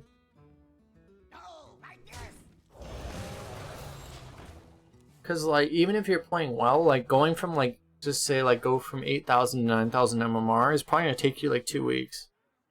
You know? If you get lucky, you might be able to do it in a week. Like I'm talking about like 1 or 2 weeks playing like 5 hours a day. It's gonna take you like 1 or 2 weeks. It's gonna take you like 50 hours to go up 1,000 MMR. You know? It's just like in arena, like, you know, you're tracking your own stuff and it's more based off how well you feel like you're doing, but like it's much easier to actually understand if you're actually, you know, if you're playing well, like I'll be able to tell you like, okay, I'm playing well, I'm not doing well, you know. Like that's something that like in arena you're not. And in BGs, it's much harder. If you're really experienced, you'll be able to do the same thing, but it's much harder. It takes a lot of experience to be able to do the same thing.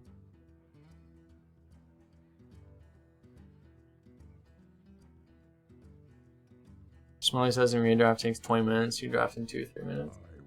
Yeah, I usually draft really slow, but I mean the thing is drafts aren't that interesting. They're more interesting than they were a few months ago, but they're a lot less interesting than when they were buckets and stuff. So yeah, I only take like 5 to 10 minutes myself. I used to, like, my average draft was close to 20 minutes back when buckets existed. Now it's like probably like 7.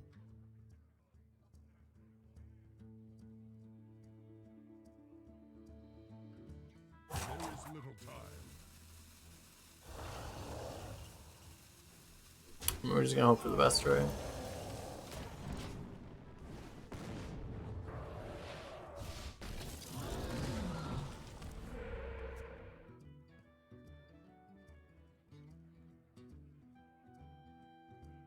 If someone plays really fast, you feel like BGs takes more of your time. That's the thing, right? Like, they actually extended the timer for Battlegrounds too, and like, yeah, sometimes it does actually feel kind of slow now. But I don't know. It's probably the right move for them to extend the timer, I would say, because like it was really fast before, but now like, yeah, it almost feels slow a lot of the time.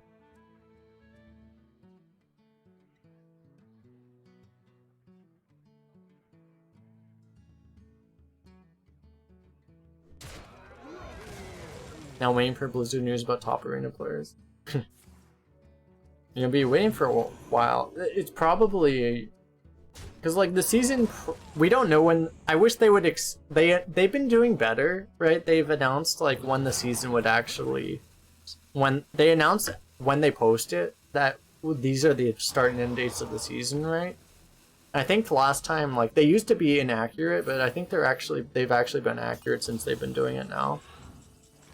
But I wish they would post, like, I would just want them to post like what the next season is, right? Like, just because we don't know what the next season is, so we don't know if the season is over or not. Like, I don't know if I'm posting for these runs I'm doing right now. I don't know if they count for April-May season or June-July season, right? Like, I straight up don't know, and I would like to know, you know? So I hope they start doing that, but, you know, they're obviously doing a lot better than they were before, so I don't want to complain too much.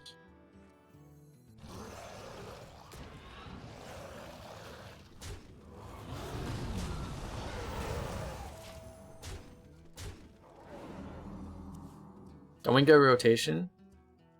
The thing is, like, we don't know. They're not doing the leaderboards with rotation anymore. The leaderboards are independent of rotation, and like, frankly, like, I'm thinking, like, I'm unless they've announced, I don't know if they have announced that there will be a rotation. There might just not be a rotation. Like, they might just keep it standard forever, right? And there might just not be rotations anymore for all we know, right? It's just, we don't know. So, just any communication would be lovely, essentially. Well played. Well played. Damn, we wasted our high roll.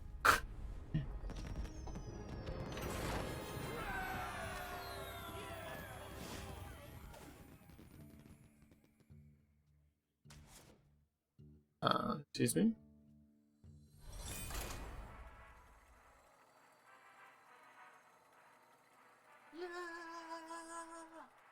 Yigmer, thanks for the follow.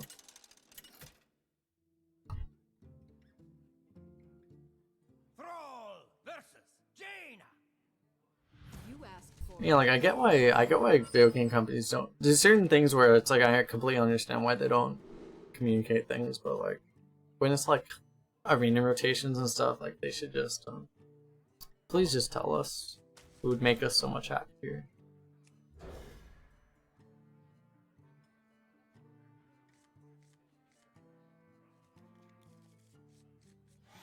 Because it's like from someone that wants to be. I don't think they really want there to. I don't think Blizzard really wants there to even be a hardcore arena community, honestly.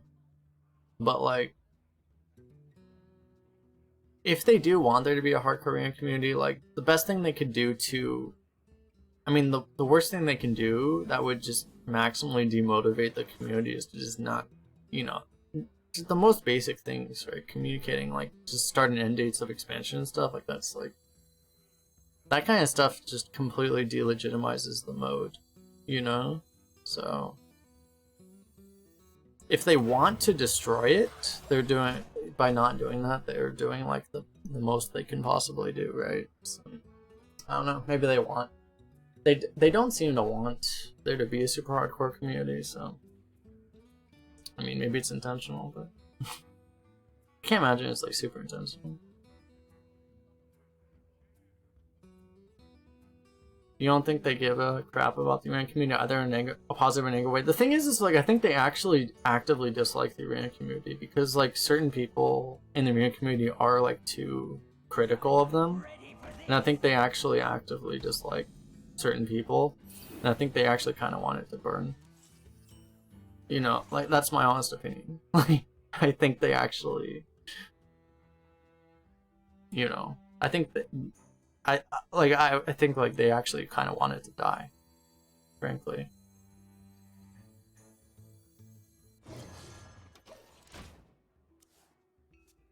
Yeah, because Homesta makes all these Reddit comments that freaking grill them.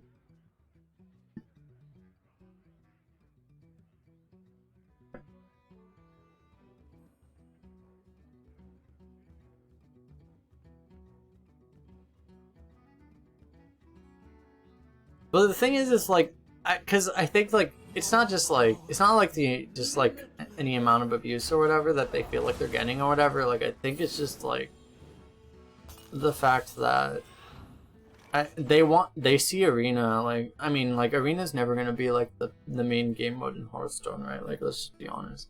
So like it makes like a pretty decent passive revenue stream, right? So it's like people that are trying to like try hard it or whatever are just kind of a distraction to them, just, you know, making money in ways that make them more money, you know, rather than focusing on arena, you know. That's kind of the way I see it.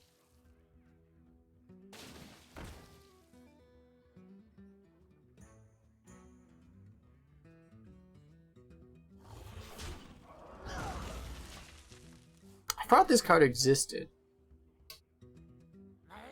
I've got more left in me. Pretty sure they would allocate more resources in arena if it was something that can make money. I think they could make more money. The thing is like, every other card game too, kind of, they, like, I feel like every card game in existence right now, every online card game, sorry, because like, you know, people, like in Magic the Gathering, for instance, like, I don't know about online, but like, limited formats are really big in that game. you know? It's like one of the big community like tournament styles, right? So for some reason it hasn't really translated into online very well. Like Hearthstone doesn't have, because haven't really taken advantage of Arena, like they don't have a great, they haven't done much with their limited format. No other card game online has done a lot with their limited format.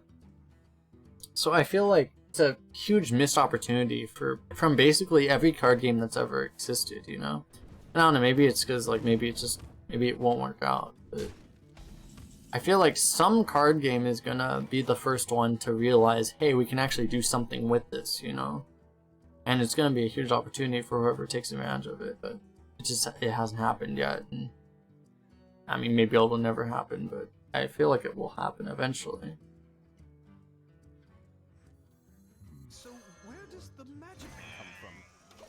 There's gonna be a lot of people like me who really like limited formats more than constructed or whatever, right? And are gonna want to play a game that really invests seriously into a limited format.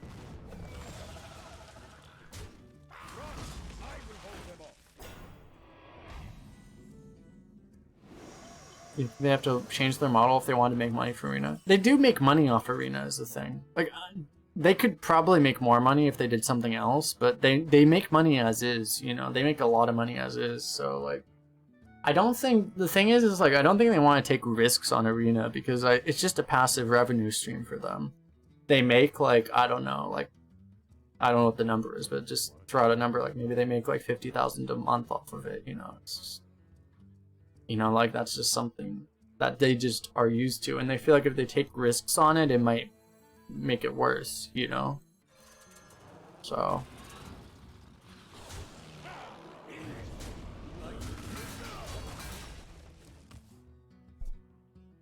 could have been better to actually just give up the minion. Doing it this way, you force him to ping. If you just double trade this guy in, he doesn't have to ping, but now he actually has to ping because he needs to kill this thing. So I think it's better.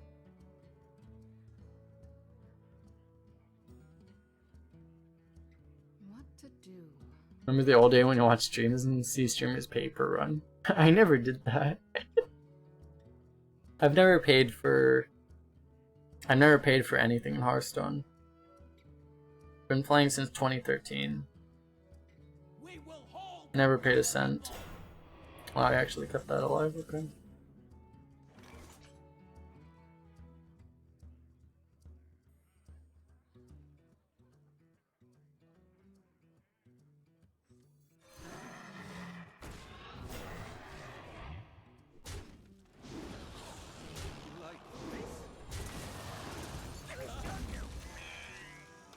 Go, Alarm Robot! Pull out our Twin Tyrants so we can't get the value out of it.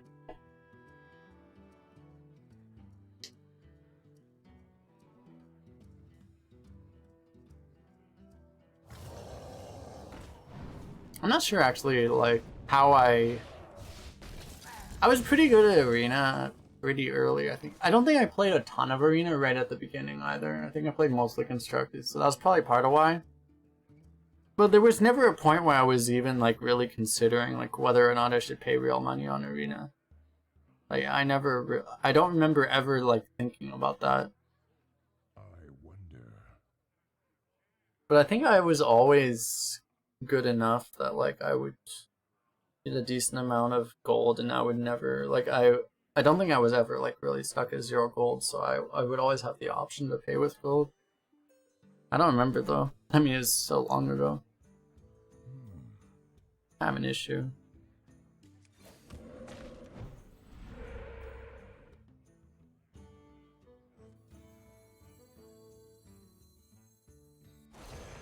This is basically 3 damage. If we do it right now, we should probably just do it.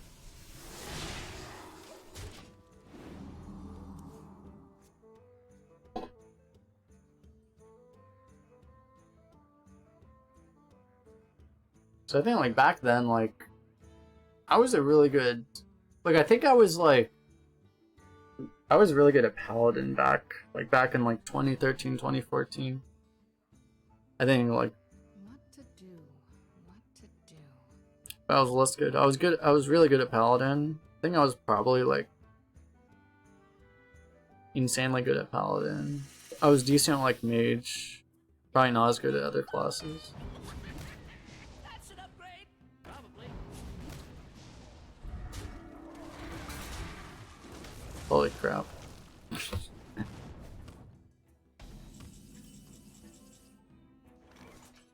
Huh. That's a decent draw actually. Okay, well that's pretty good.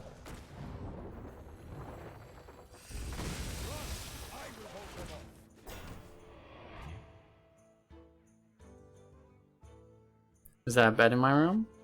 Certainly looks like that, doesn't it?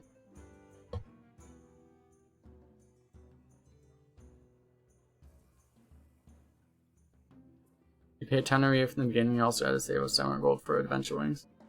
Yeah.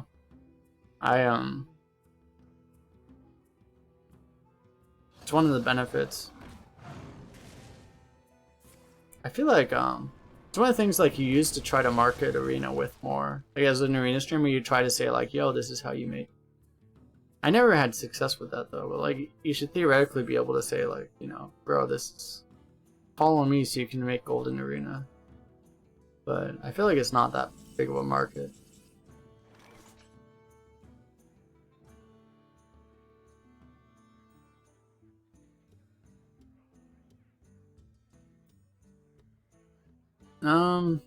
We probably want to kill the Twin Tyrant.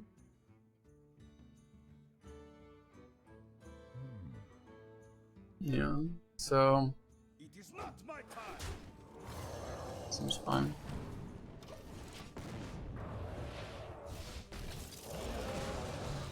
You advertise don't play the game, play this game. This is the best thing. You just say like don't do what I do. You're like the parent that's smoking and says, don't smoke, kids. Don't smoke. It's bad for you. Just don't do it. You're like that parent, right? You're sitting there like, don't play Arena. Don't play Arena. It's a friggin' clown fiesta. You will regret it every time. Just don't do it.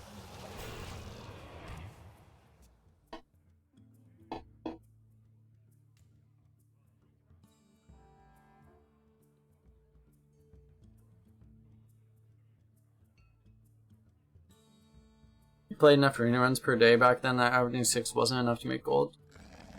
Was it? Did they? I don't remember. Did they? Was it different back then? I don't actually remember. I don't remember back in like 2013, 2014 if they made it better or worse or whatever.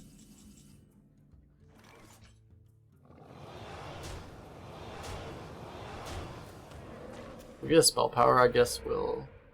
I was gonna say, if we get a spell power, we'd probably portal the 4/4, but otherwise, I think we just don't care. We must cleanse the Sunwell. It was a lot easier to make gold by playing Arena. Do high roll to make more often on high wins. Just because you're saying just because players were bad, or because that was definitely a thing, right? Like players are a lot better now than they used to be. But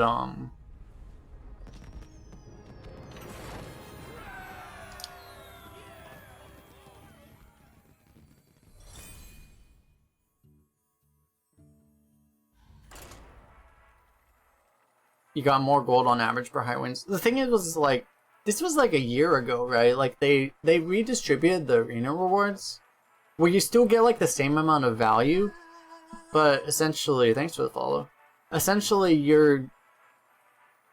they shifted the rewards more towards like cards and dust and packs and stuff, and less towards gold.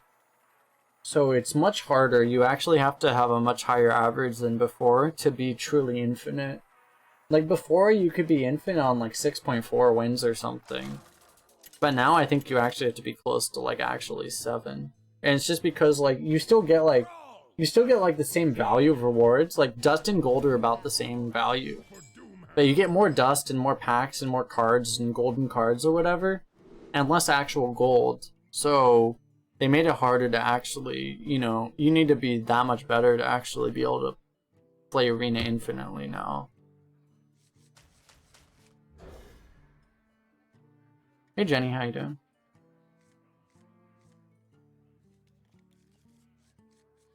Hey August, September. Hello from Russia. We were talking about Russian, about the language earlier. How are you doing? Because you had less rewards diluting the pool, and Blizzard scammed us.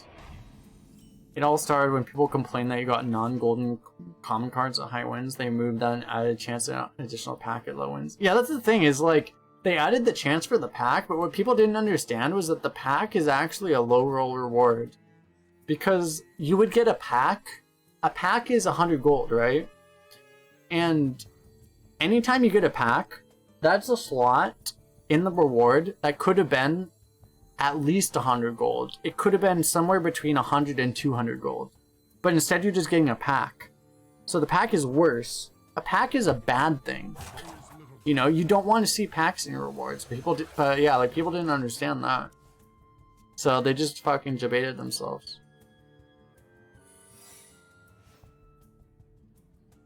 And then they also removed the additional pack of low wins without readjusting the rewards. Yeah, and that's the other thing, is they also give you a classic pack, not an actual, like, relevant pack. That's the other problem. Never counterspell, right?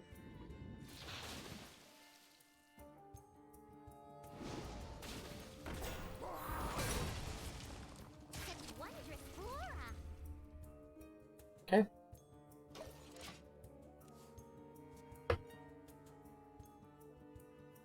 Is there notifications on screen when bits donated? You have to donate more than one. I think the minimum donation is 2 to get the notification.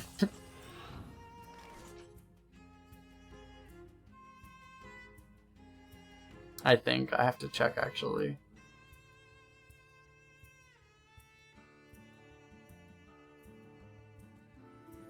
Thank you for the bit. Oh no, he found it out.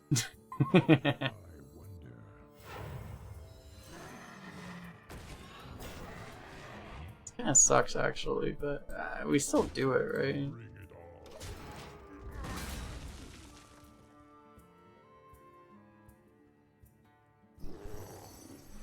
You would be infinite with the low 6 average back then? That was the thing, right? Like I mean, for the longest time too, like, it might even still be true, like, you know, because you get quests in Hearthstone, right? Like, if you do a quest per day and you do, like, if you're not playing Hearthstone 8 hours a day, and you do, you know, 1 arena run per day, or whatever, like, you can still be infinite with, like, 5 or 6 wins, because, you know, the quest will cover the price, right?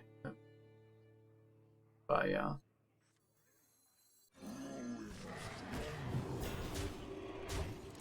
And the thing is like, you only need a 3-win average, because a 3-win average is going to give you 50 gold.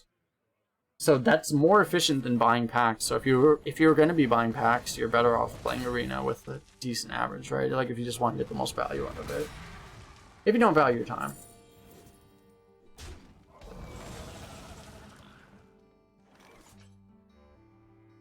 We're having abusive bits thrown at us. Unlucky. The more you play, the closer you need to be 7. Yeah, exactly. I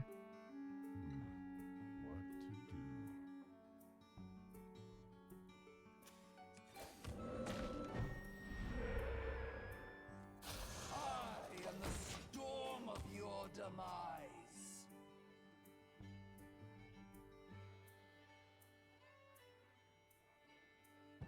We shall end this disturbance.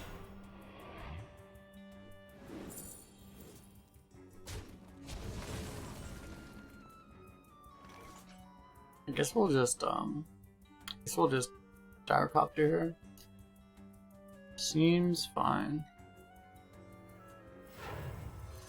Trade our 6 for his 6. His 6 continues to give us coins. Seems good. Hi, where's music on stream? We have the beautiful Hearthstone music on the stream.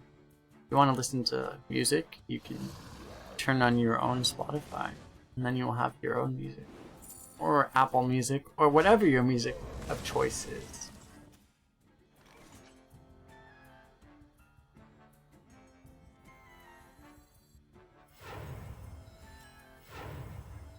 But yeah, we used to have music on the stream, but I stopped because I wanted to upload runs to YouTube, and I can't upload runs. I can't upload when it has music on it. So, but honestly, like some people like it better this way anyway. So it's like it's probably I think it's fine. You know, you can always play your own, right? What have they done to me? Works as a janitor when streams off. It's funny because like I actually compare my own job. Like I'm basically a digital janitor. It's actually true. That's a funny thing. Like being like in I don't work IT, but like being like in the like roughly like quote unquote IT type job, it's like we're basically a digital janitor. So it works out.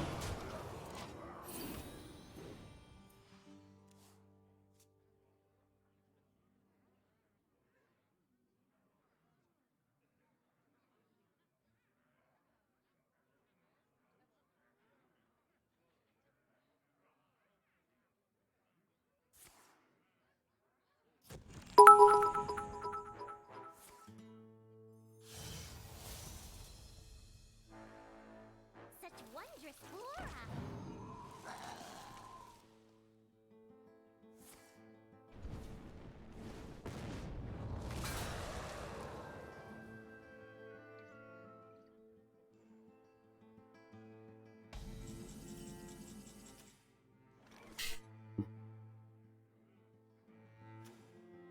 This be Twin Tyrant, right?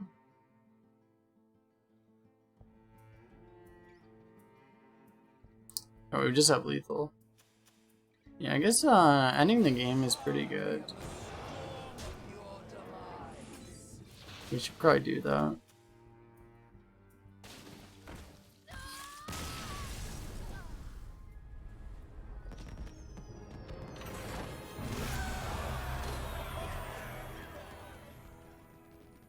Fundamental attribution error. This guy gets it.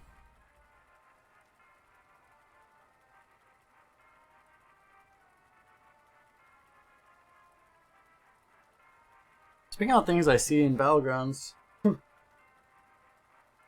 I watch Battlegrounds streams, I'm like, I feel like like, I don't know. Maybe I shouldn't say this, but like, I'll say it anyway. It's not that controversial, but like, there's people who don't, you know, like, people started showing the, you know, the helper, and it would show like the percent win rate, and I feel like people just stopped showing the percent win rate because they would always feel like they're getting super unlucky, and then they click the helper and they realize they only had a 30% chance to win, and then they're like, oh, really? Oh, so they just like don't show it on stream anymore, you know, because they realize like, oh crap, I thought I was 80% to win, but I'm only 30% to win. Oh, I guess I'm actually not that good, or whatever, you know.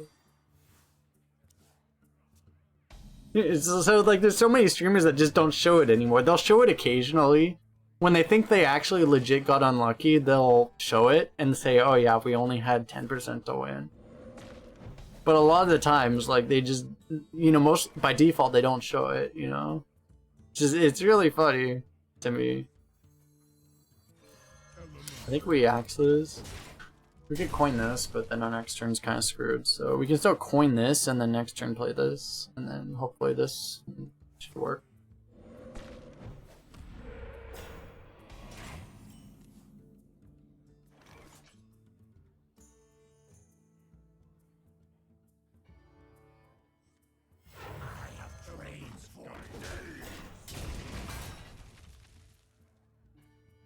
I can't win. I do not understand Russian. I assume that's Russian. I think it's Russian.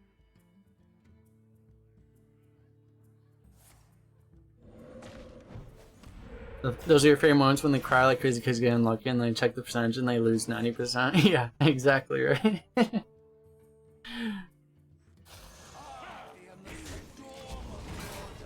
You know it's bait.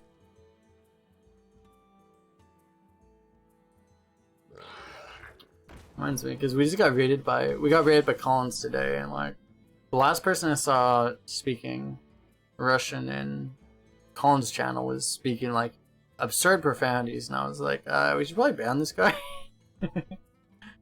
Collins is one of the only chats I'm actually mod in, so I'm like, hey, I should use my ban hammer, I guess. Let's ban this guy.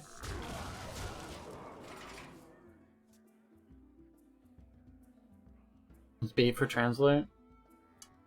Unfortunate because I'm too lazy to Google Translate it right now. But eventually, I was talking about it earlier. I want to, at some point. I think I'm gonna start learning Russian. I'm probably not gonna do it that soon, but at some point I think I will, and then I'll be able to just understand it.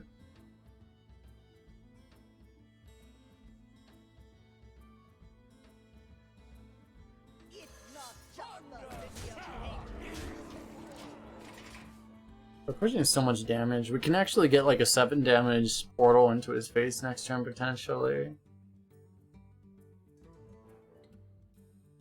Question is easy.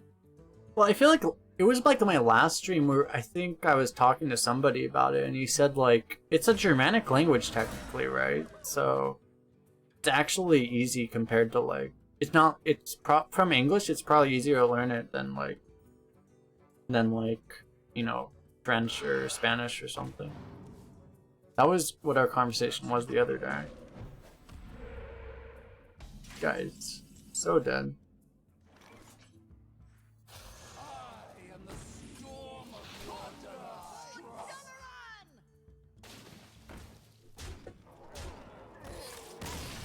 You might have a bias since you're born there.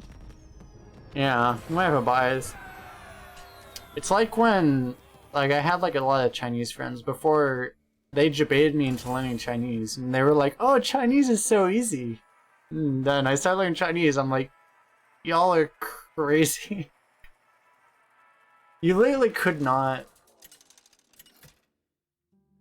make up like a more difficult language to learn from English than Chinese. You could not. It's just so different. Something understand? No, I don't understand. Bro?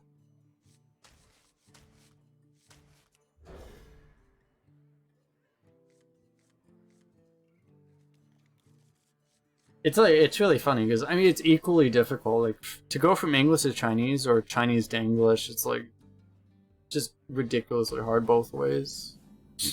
So like anyone who tries to go from one to the other completely understands. Like, oh yeah, it's hell. I'm not even sure which way is harder. It's like they're just both so hard.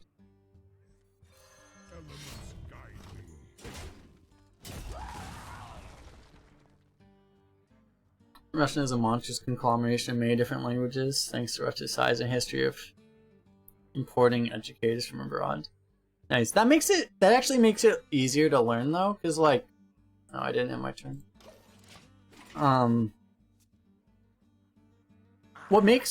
of what makes Japanese actually easier is the fact they steal a lot of words from other languages, right? So it's like, the word for television is terebi. The word for, you know, orange is orenji. You know, like, that stuff makes it a hell of a lot easier for a foreigner to learn. Rather than, you know, you try to learn Chinese and the word for orange is chongseda. It's like, how the hell would you know that? You know, you can't. You actually have to individually memorize every single word that you ever have to learn. You know? That makes it so much more difficult.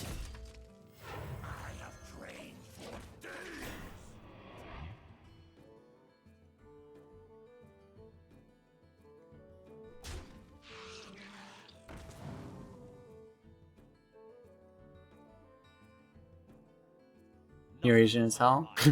Yeah, Hongsa knows.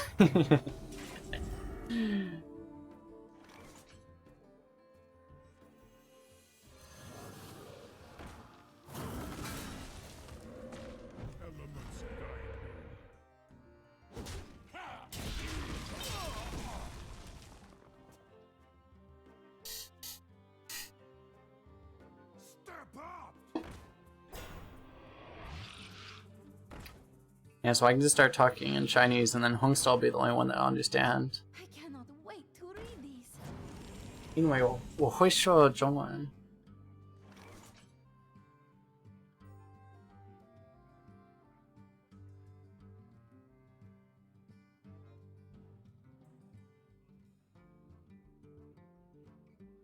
Guess we do this. It's pretty good.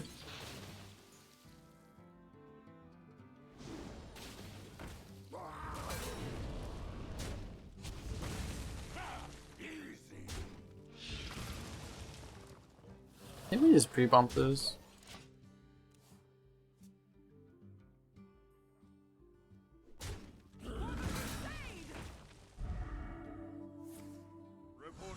Why not understand my words?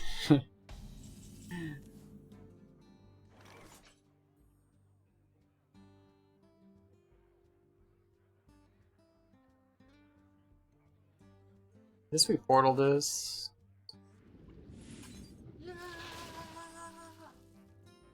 So Plika, thanks for the follow.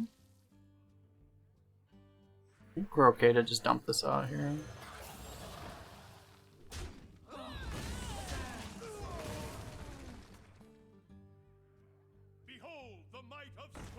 Thing in Western language is most of the time pretty easy when you already speak one, since they are somewhat closely related. In the same language not too long ago.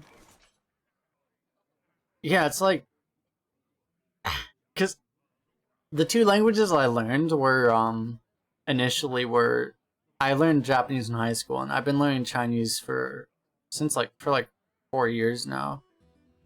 But then like I started learning Spanish, and Spanish is theoretically, as people have noted, like it's further away from English than, you know, German or something, right? But like learning Spanish, like still so many of the words are common that I was just like, oh my god, this is so much easier. It really is so much easier compared to like Chinese, where it's just completely just a clown fiesta, really.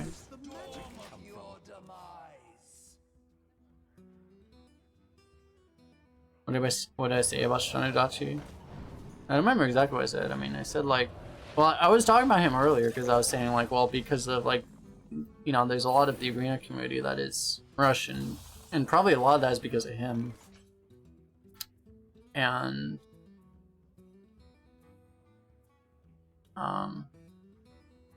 you know, like he's not the only Russian streamer. I follow several Russian streamers, and it like Russian.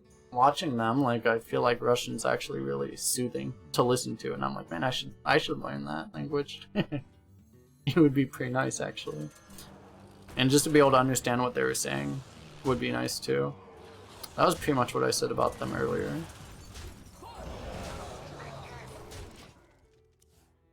There's several. I forget. Like, I feel like there was this other guy too. He's Russian, but he's ethnically like Middle Eastern. There's another streamer who also speaks Russian, but I haven't seen him online for a while, so he must not be streaming right now. I forget who that was, what his name was. There's another guy that, yeah, just haven't seen for a while.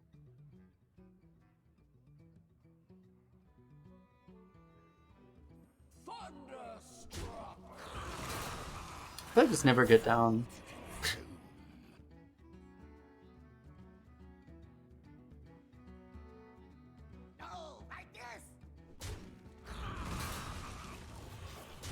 It's probably Repentance. I've been seeing so many Repentances. It's always been Repentance or no, Never Surrender. It's kind of funny. Normally we would just play this, but this gets owned by Repentance. I think it's fine if we just do this, and if it gets Repentance, I don't really care.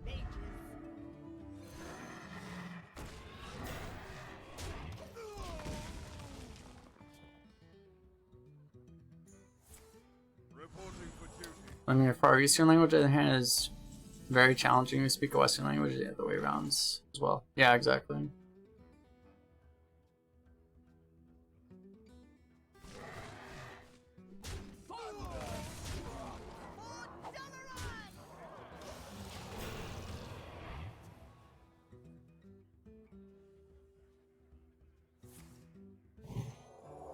Russian is third place in the hardest language, first is Chinese. Yeah, it's like first is Chinese and second is Japanese, right? And I'm saying here, like, think about how those were the two languages I decided to learn, and I was like, what the hell is wrong with me? Am I a Pepega? The answer is yes. Thunderstruck! Thunderstruck!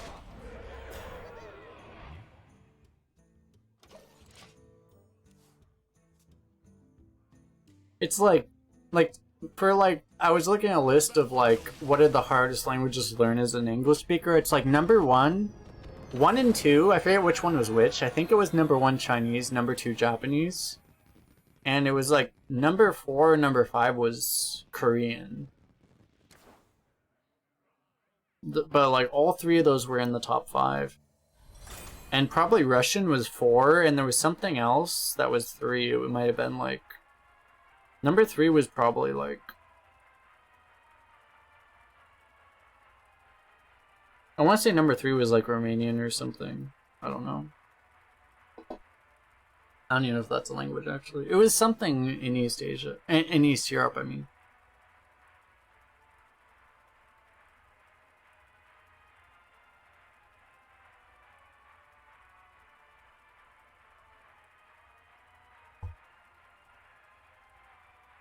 No abusing people in chat. I don't know who you're abusing, but no abuse in chat.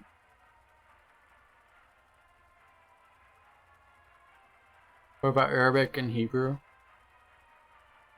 Yeah, I don't know. They were probably up there for sure too. Like those were definitely both in the top 10, I think. I don't remember. I have to look at the list. Romania is very close to Latin.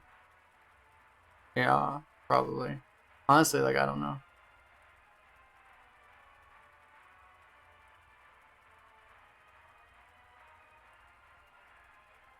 What is it? Hardest, let me look it up. Hardest is to learn as English speaker. Yeah, number 1, Mandarin Chinese. Number 2, Arabic.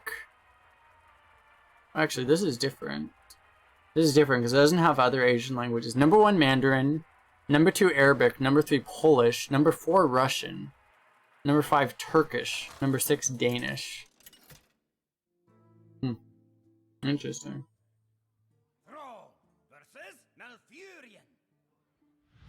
Mandarin Chinese. Interestingly, the hardest language to learn... Let me see if this shows. Hardest language to learn is also the most widely spoken native language in the world. Great. And soon it will be even more wide, as China can choose to spread. As China takes over the world.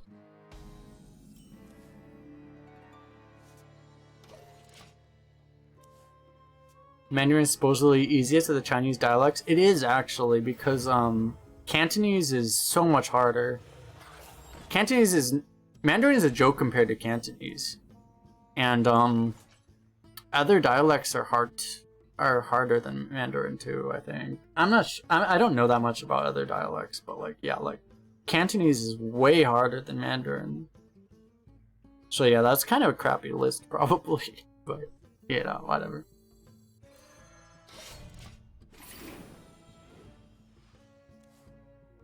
Because I mean, I know how hard Mandarin is to learn, and I saw Cantonese, and it's like, hey, just try to learn Cantonese. I'm like, nope, I'm not going anywhere near that shit.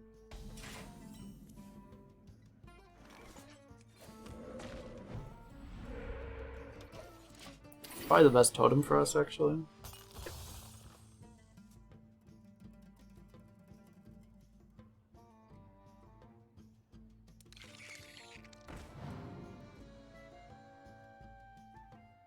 And simplified Chinese is more commonly used over traditional. I mean, if you're not in Taiwan or Hong Kong, for the most part, there's some other places, but most places use simplified anyway. Elements guide me. If you're not in Taiwan, Hong Kong, or places basically bordering Hong Kong, pretty much everyone uses simplified.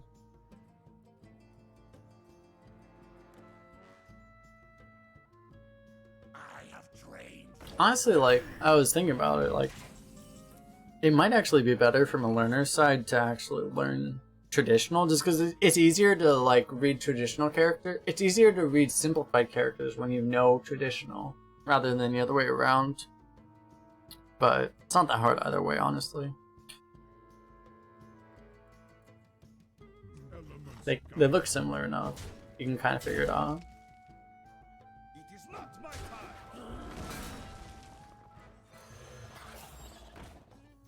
I have trained for days.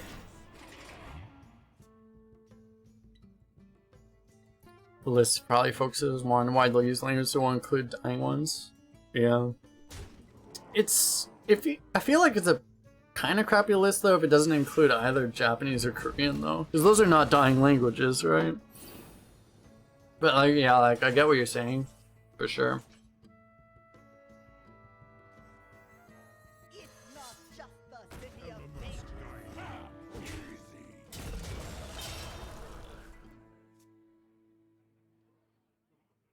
You heard SC, the hardest game, is true? StarCraft?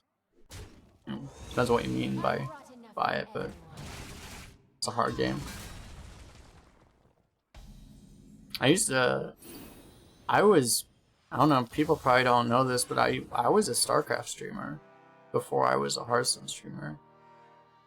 Back in the day. Most people don't know this, I should say. I was more of a StarCraft caster than I was a player though. I got to like master, but I wasn't a crazy good player in that game. That's why I like card games, because you don't need to have million APMs and things. We're gonna leave this up. It's a little greedy, but I think we want to, because we have the sandstorm in our hand to clear up. That was just HOTS. I was just HOTS. I mean, like, the last time I streamed StarCraft 2 was probably, like, 2014. Like, legitimately, like, 2014. It might have been 2013. So, yeah, I mean, if you followed me even the last several years, you wouldn't know.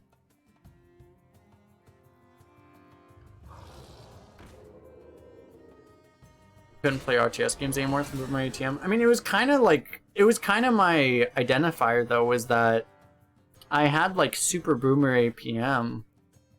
Like when I hit Master League, I was at like 50 APM.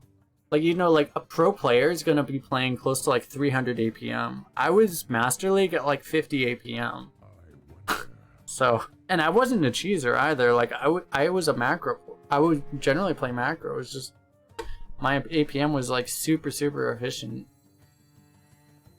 So I could do it with like 50. The thing is like now, it's like, it would be way harder to do that now because they've changed the game, which I think is probably a good direction competitively and stuff, but like they've made it so much more they've made it more multitask intensive. So like I don't think I could do it seriously now. Seriously. I don't think I could do it now. I don't think I could hit master with like I'm up to like, just because I'm better, I'm more used to playing games now, I'm up to like 70 APM probably, but like I don't think I could hit masters right now. I would have to practice a long time to hit masters as it is.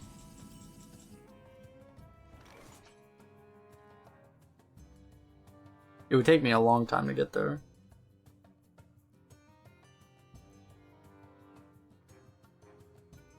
We have a problem. I mean, we have an Eye of the Storm, so do we really have a problem? Let's be real.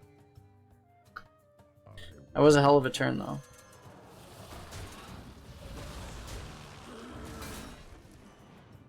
I would just want to kill this.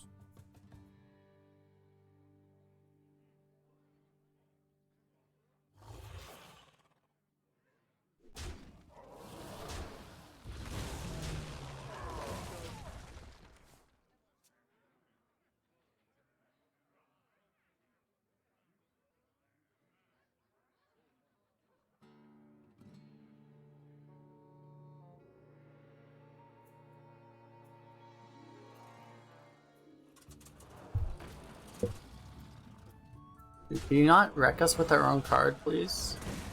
We are the gyrocopter masters. Sir?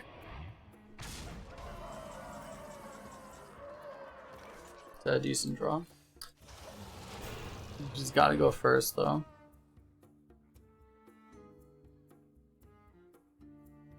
So the problem here is that, yeah, it's like the problem is Eye of the Storm. We can't Eye of the Storm into Twin Tyrant. Oh, it's such a bad card! Kappa.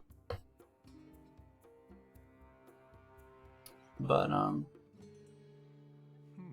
yeah, we do this. Hopefully the idea would be that our portal will finish off the 8 after it treats into something. Are there really so many sick people in the USA? Well, the thing is like, I feel like the numbers are, I mean, if you're talking about that, like, I feel like the numbers are underreported everywhere, but, I think A warden always hits her mark. we're reporting, like, we're testing and reporting way more than most places. I don't really want to get into it that much right now, honestly. Like, the thing is like, here, where we are now, like, everyone's protesting and stuff about other things, and, like, no one gives a crap about COVID anymore. So, I don't even want to talk about it.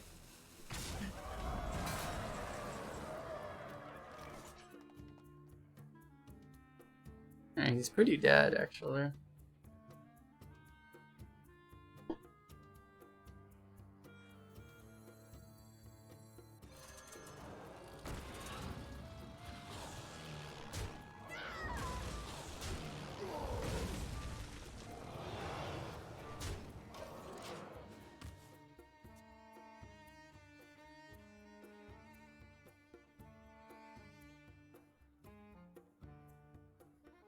Just don't draw a 10 draw, please.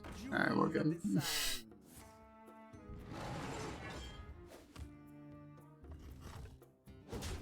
Dick people salami? Sounds about right, yeah. We're sitting here on the end of the 12 win run, and I'm thinking like, come on, stop trying to bait me into saying things that are gonna get this YouTube video demonetized. Come on, guys. Wait until the end of the run and then start debating me with all this stuff.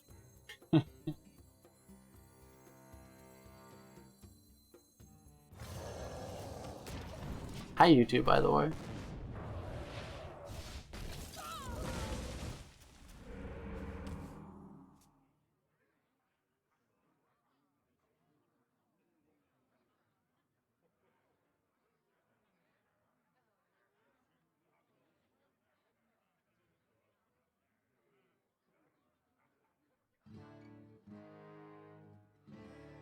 Think we can see with the fountain play? Maybe.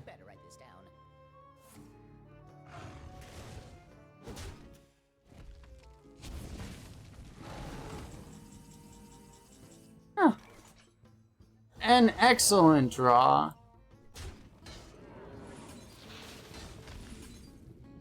Because they decided that Serpent Shrine Portal should go face for some reason. An excellent balanced decision by Blizzard. Okay. Easy clap. Easy clap.